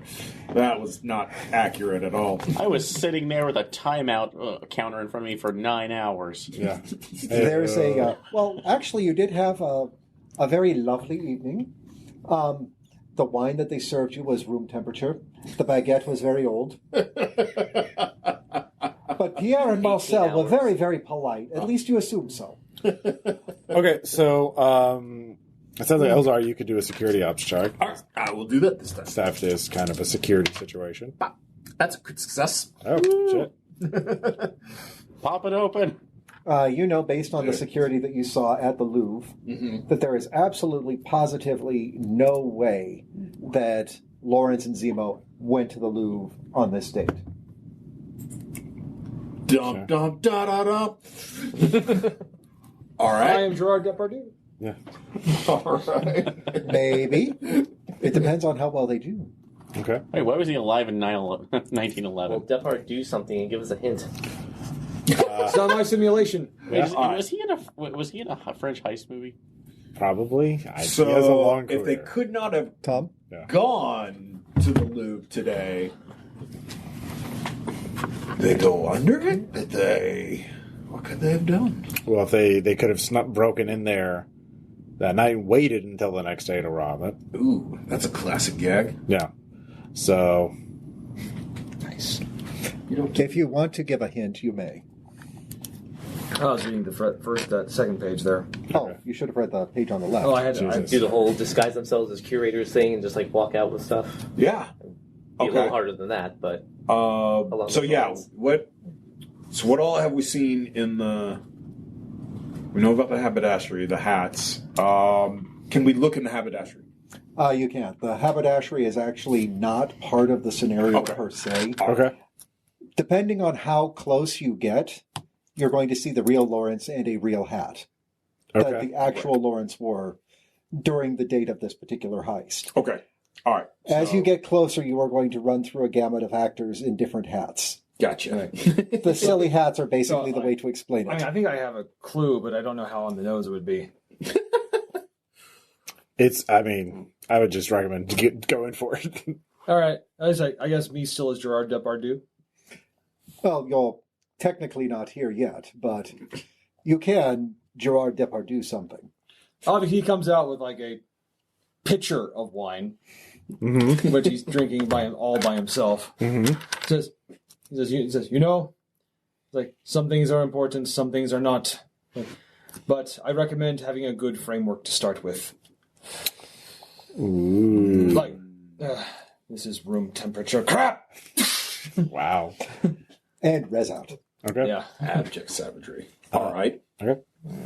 So, good framework to start with. Okay. So was that clue okay? I think that works. Fantastic. Okay. Good. So I guess what part of a painting or sculpture would you look at to get a clue, I guess, to figure out what is the crime if the actual artwork isn't stolen? Because you're absolutely certain that they were not in the Louvre that day. As a matter of fact, if you keep looking, you see Zemo is occasionally going over to the obvious forgeries, taking a few of them off of the wall, and casing them up. Putting them in boxes ready to move. Occasionally he says to the lady who runs the bed and breakfast, "Thank you so much for taking care of these." So if you're talking about like paintings right now, They're switching out the frame. the frames, yeah, that's So you're gonna look at the frames? yeah. Okay. Perceives. Perception. Yeah, that's a superior for me. 60 on the dot for me. So Okay, so here's the question. What specifically are you looking for on the frame? switch outs, dates and matches to see if the framing dates match the actual posting date, because usually they would classify those together. There's no real dates on these frames.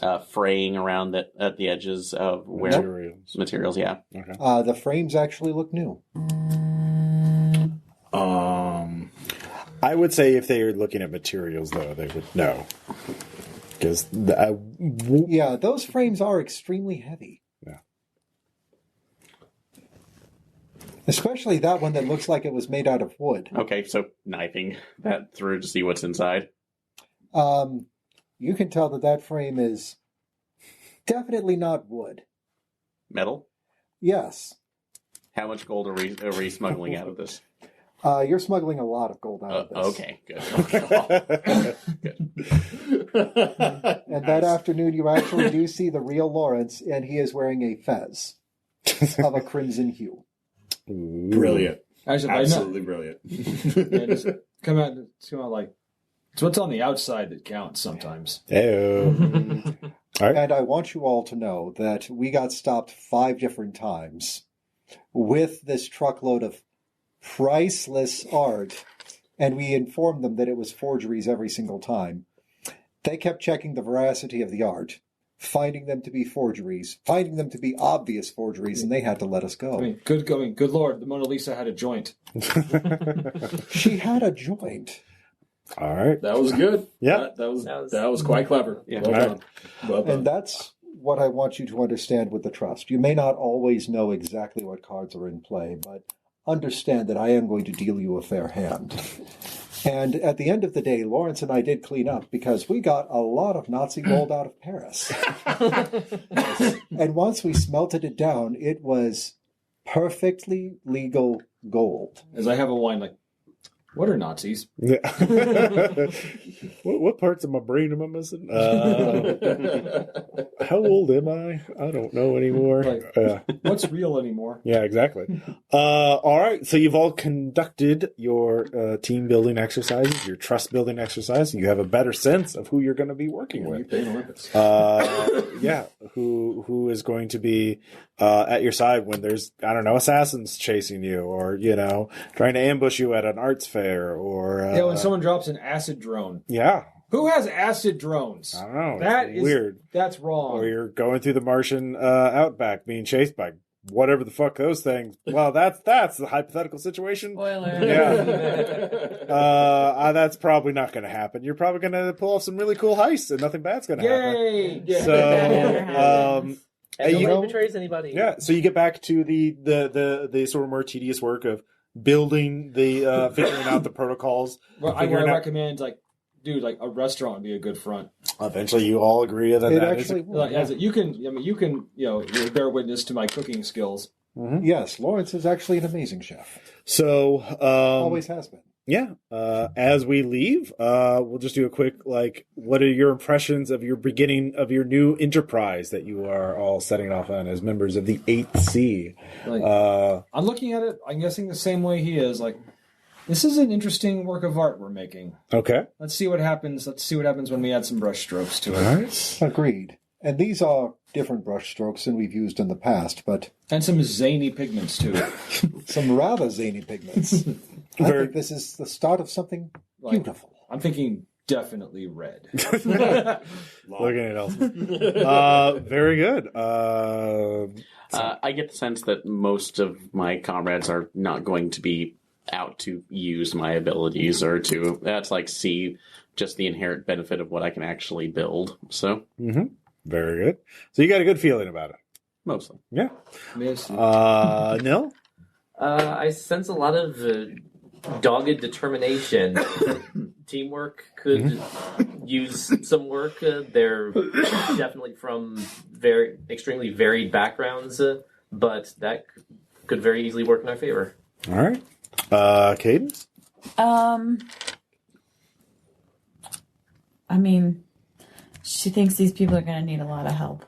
There's going to be a lot of psychosurgery in her. So you just see, like, well, I've just got a new group of patients. There's a lot of work that's going to be done, which is all to the good. In the brain. Part of your work is actually just doing psychosurgery to undo the training. Like, there's people being burned alive multiple times or falling 130 stories. So. No, leave that in. She's going to get in a lot of good practice. Yeah. Very good. By the way, yeah, you all leave the hotel. To you, it's been a year, over a year since you entered, because again, it was just a week, but time accelerated symbol spaces are a hell of a thing. So, as you go back, as you leave the building, look at the Martian sky at the first time in a long ass time. And then finally, Eleazar. They're not the quickest or the sharpest, but they got good hearts, and I can kill and die for that. All right. We'll see if it comes to that. As we begin the 8C, your first job's already lined up, hitting some night cartel safe houses. A bunch of bastards. They definitely deserve it. So what could possibly go wrong? Oh, very much so. Yeah. So you guys will split up into groups to deal with that, but you all have a safe house together, the 8C restaurant, which is surveillance. You did a lot of work in setting it up to make sure that no one could plant bugs in it or attack it unforeseen. So, and also make sure the kitchen is state of the art. It's very state of the art. And by the way, does anybody actually want to know what the other faces of Lawrence were going to be? Yes. Okay. Sure. Yes. There was going to be Mads Mikkelsen in a sable Russian officer's cap. Idris Elba with a bright blue Homburg. Yes. Okay. Yeah. Alan Rickman in a pastel green 10-gallon hat. The almost there was Samuel L. Jackson in a purple sports cap turned backwards with a raven on it. Nice, of course. So Alice and her brother wave you goodbye as you go leave the Djerba to begin your new enterprise. So yeah, that's it for this prequel. So we'll talk to you all next time. Yay. Bye.